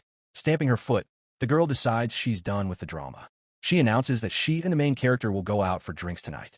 He asks if she's forgotten how things ended yesterday. Altina assures him she'll stop in time this time. That evening at the tavern, the flushed adventuress advises her teacher to have another drink. She says it's punishment for him for hurting her pride. The protagonist reminds her that Altina promised not to overdo it with the alcohol. Meowing, the girl rubs her head against Guy's shoulder, insisting that she's not drunk at all. The girl urges the main character to have another drink, but he says he's had enough. Altina says that a girl's spirit is very fragile and falls asleep right on the table. Guy realizes that it all ended the same way again. The girl purrs in her sleep. The protagonist hopes that, at least tonight, Altina will simply fall asleep peacefully. However, back in the room, the girl grabs the protagonist again and falls asleep on top of him. Far to the south of Estrant, a detachment from the capital is on the move. They have already traveled a long way for their investigation. One of the adventurers asks if it's true that something is happening in these parts. He's told that a pack of high ogres, Cerberus, and even a dragon have already been here. The adventurer doesn't really believe it, since it's strange that so many monsters would suddenly appear in one place at almost the same time. One of the men steps slightly aside, peering at the ground. A strange sound catches the man and his partner's attention. Turning around, the adventurers are horrified to see monsters tearing their companions apart. Suddenly, a whole horde of monsters appears in the clearing. The remaining people see an insane number of creatures. The monsters pounce on them in an instant. Altina and Guy return to the city. The girl happily notes that another mission has been successfully completed. The protagonist nods, and he asks if Altina has too many of his missions. He suggests taking on tasks one at a time. The girl immediately refuses, insisting that it's helpful for her to watch the protagonist fight monsters. With a dreamy smile, she admits to herself that she simply wants to be close to her teacher. Altina suggests going to a store or the theater, since they've returned early. However, Lalina immediately runs up to the pair. The girl is glad they're back already. Altina cuts the receptionist off, declaring that she and Guy are going to a play and tells her not to get in their way. Lalina asks if it's a date and asks to come along. The main character wonders if the girl really wants to go as a trio. But then Lalina declares with annoyance that there's no time for that right now. She informs them that a state of emergency has been declared, and the guild master has given an urgent assignment. Altina and Guy instantly become serious. Adele Soul, the guild master, thanks everyone for their quick response. The protagonist sees this person for the first time. Altina remarks that Adele was once a first-class adventurer. The protagonist feels once again that he is out of place here. The hall is once again filled with high-ranking adventurers. Altina says she has a bad feeling about this. Just then, a familiar voice rings out from behind the couple. Sigrun remarks sarcastically that, surprisingly, an F-rank adventurer has managed to slip into the gathering. He seems to recognize the old man who supposedly defeated him.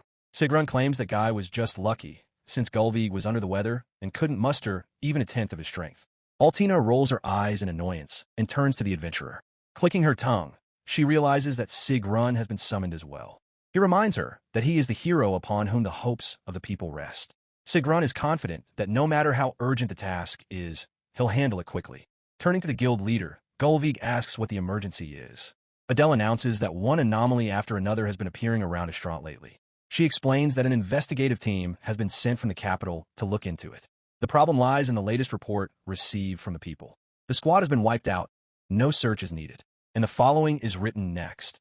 A major distortion of magical power has been detected. An urgent report to the capital is required. Altina and Guy already understand where Adele is going with this. He reports that it's a massive monster invasion, or a stampede. Sigrun gasps. The protagonist and Altina simultaneously realize that the stampede is a problem not only for Estrant. If the surging monsters move on, they will destroy the cities one by one. Altina asks the guild master about the scale of the problem and how much time they have. Adele reports that a new reconnaissance squad, assembled later, returned this morning. They reported that a mutated specimen possessing monstrous strength has been confirmed, which is likely the core of the stampede. The monsters have already begun moving, circling around it. Adele concludes that, most likely, a natural disaster-class stampede, meaning more than 10,000 monsters, will reach the city in 3 days. The adventurers freeze, stunned by the news. Then Sigrun, hastily apologizing. He pretends he has a very important errand he just remembered. Gullveig feigns regret that she can't help and says goodbye. Altina stops him, asking in an icy voice if he's planning to run away. Sigrun tries again to explain his mission, but one of the adventurers reminds him that an urgent task takes priority over everything else. Crossing her arms over her chest, Altina says that even Gullveig's strength will come in handy. Guy sees that Sigrun's face clearly shows her dissatisfaction with the situation. With a chuckle and another confident smile, Gullveig declares that there is nothing the hero cannot handle. He claims he'll put down this stampede quickly, too, and tries to change the subject again. But then Adele declares that she will be counting on Sigrun, and she thanks him, not letting Gullveig get a word in. Guy recalls that the chronicles contain records of a natural disaster-class stampede that once destroyed 10 cities. Such a horror will reach Estrant in just 3 days. The protagonist realizes that it is already impossible to evacuate the residents. He asks Adele what the guild's position is. Adele replies regretfully that no matter how many times he has discussed the situation with the ruler and the knight commanders, there's only one option: to meet the monsters in battle. Raising her hand, Altina says she agrees to fight. However, a siege tactic will lead to defeat. She asks if the capital will send reinforcements. Lilina replies that reinforcements have already been dispatched, but will not arrive for another 5 days. Guy realizes they need to hold out for 2 days. Altina isn't sure they'll be able to hold out against Estrant's forces. Adele announces that they have a trump card and holds up a scroll. Unfolding the paper, he explains that these are magical devices that create a barrier. The adventurers will set them up at various points, thus covering the entire city with a shield. Sigrun nods happily and decides that the squad will take cover behind the barrier and simply wait it out. The other adventurers reward him with a scornful look. To Sigrun's horror, Adele explains that the barrier might not hold, so they'll have to fight and hold back the onslaught. The shield will be needed to defend against attacks from all directions. Defensive positions will be limited to small fortified areas where the adventurers will concentrate their forces. Adele adds that traps are already being set. This way, even with limited forces, the adventurers will be able to gain the upper hand in battle. Adele reports that their mission is to stop the stampede's advance in Estrant. Guy realizes that since this city is closest to the source of the disaster, stopping the threat here will minimize the damage. The protagonist adds that if they can hold back the monsters, they'll be able to trap them. Adele nods, explaining that the barrier is needed not for defense, but for the offensive. Sigrun nervously interjects, reminding them that this is a natural disaster-level stampede, which means things might not go according to plan. Adele acknowledges his point and says that no one will be forced to participate. If anyone wants to, they can leave the city. They won't be stopped. The main thing is to remember about confidentiality. The adventurers exchange glances. Guy realizes that no one should be blamed for refusing. It's natural to hesitate in such a situation. To Alton's dismay, Sigrun is about to leave. The protagonist reminds himself that his sword exists for defense and declares that he will fight. The protagonist adds that he may not be able to do much against the stampede, but since there are lives to be saved, he will take up arms. Altina says she'll fight too. She explains that she met a teacher in this town, and even though she hasn't lived in Estrant for long, everyone has been kind to her. Altina adds that she's grown to love this place and its people, and that is why she wants to protect them. The other adventurers agree with her and say they'll fight too. Watching the gathered group, Sigrun clicks her tongue in displeasure, declaring that they can do whatever they want. Adele says she is counting on the adventurers. From that moment on, preparations against the stampede began at a frantic pace. As they prepare for battle, Saris and the others explain to the residents what is happening. The aristocrat, stepping onto the stage, says she understands the people's fear, but asks them to give her strength. Guy notes that Ceres truly enjoys the immense trust of her subjects. The noblewoman proposes that they defend Estrant together. And instead of panicking, the residents themselves began vying to offer their help. A palisade rises before the city. The protagonist is just taking a break from working on the stakes, lowering his axe when they approach him. Ceres thanks Guy for staying in Estrant. She adds that his presence is very reassuring. The protagonist replies that if he can help in any way, he'll be happy to. With a chuckle, Ceres remarks that the protagonist's mere presence is already lifting people's spirits. Guy snorts skeptically. However, Altina steps forward confidently and confirms Ceres's words, adding that her teacher saved the city from a dragon. Lilina chimes in, saying that the protagonist has an excellent reputation among clients. After all, he takes on even the tasks that others aren't interested in, and he does the job properly, regardless of the small reward.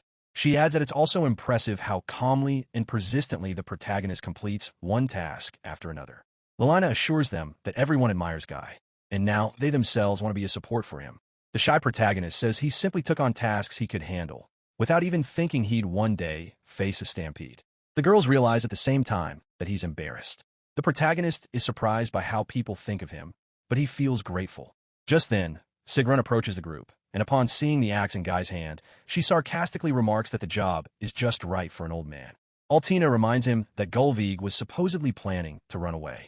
He asks why on earth he would do that. He adds that he saw his father, and suddenly stops mid-sentence. Changing her tone, Sigrun kisses Ceres's hand, politely greeting the aristocrat. He explains that the girl is also among his potential brides.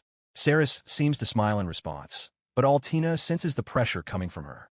Sigrun turns to the Sword Saint with a friendly smile and asks her not to worry, since she is still one of the candidates. With a sinister smile, she raises her axe, thinking of splitting Gulvig's skull open. Guy rushes to calm the girl down. Sigrun announces that as early as tomorrow, they may face deadly battles. Gulvig asks the group not to worry, since he is the hero and will protect everyone. With a smug smile, Sigrun adds that he'll be the one to stop the stampede, too. As he rides off, Gulvig says that, strictly speaking, is he who should be glorified. Altina stares intently after the rider. Guy asks what's wrong. The girl replies that she has a strange feeling. After all, last time Sigrun was such a coward, and now he's acting somehow unusual. Altina decides that Gulvig is simply crazy. Night falls. Altina and Guy look out from the fortress at the sprawling fields. The girl notices that the stampede will reach the city as early as tomorrow. She asks the protagonist if they will win. He smiles and answers in the affirmative. Altina remarks that he seems a bit too confident. The protagonist says that with a pessimistic attitude, it's better not to fight at all. He repeats once more that they will definitely win, and adds that this is exactly the mindset one should have before entering battle. Altina thoughtfully agrees. Looking away, she thinks that her teacher really is strong. Altina feels fear about to consume her. The girl asks Guy doubtfully if she is getting stronger. He turns to Altina. He understands her. After all, she is only 18. The protagonist decides that he should sometimes support the Sword Saint so that she doesn't doubt herself. He assures Altina that she is indeed getting stronger. The protagonist says he feels it during every training session. He adds that she is still gaining experience and will continue to grow. Smiling, Guy remarks that there was a heart in Altina's sword. In every strike of her blade, he feels her directness and sincerity. She blushes happily. Clenching her fist, Altina realizes that she has truly grown stronger and will be able to continue improving. She cheerfully promises that tomorrow she'll show what her strengthened sword is capable of. The protagonist asks her not to get too cocky, and she agrees. Although the protagonist delivered his speech with an air of importance, he realizes that he himself is still far from perfect. Guy decides he needs to try harder. Altina calls out to her teacher and offers to win, despite the number of monsters. She holds out her fist. The protagonist smiles and agrees, raising his hand. The pair lock fists. To be continued. Thanks for watching. Write your feedback in the comments. If you like the story, please like and subscribe. See you soon.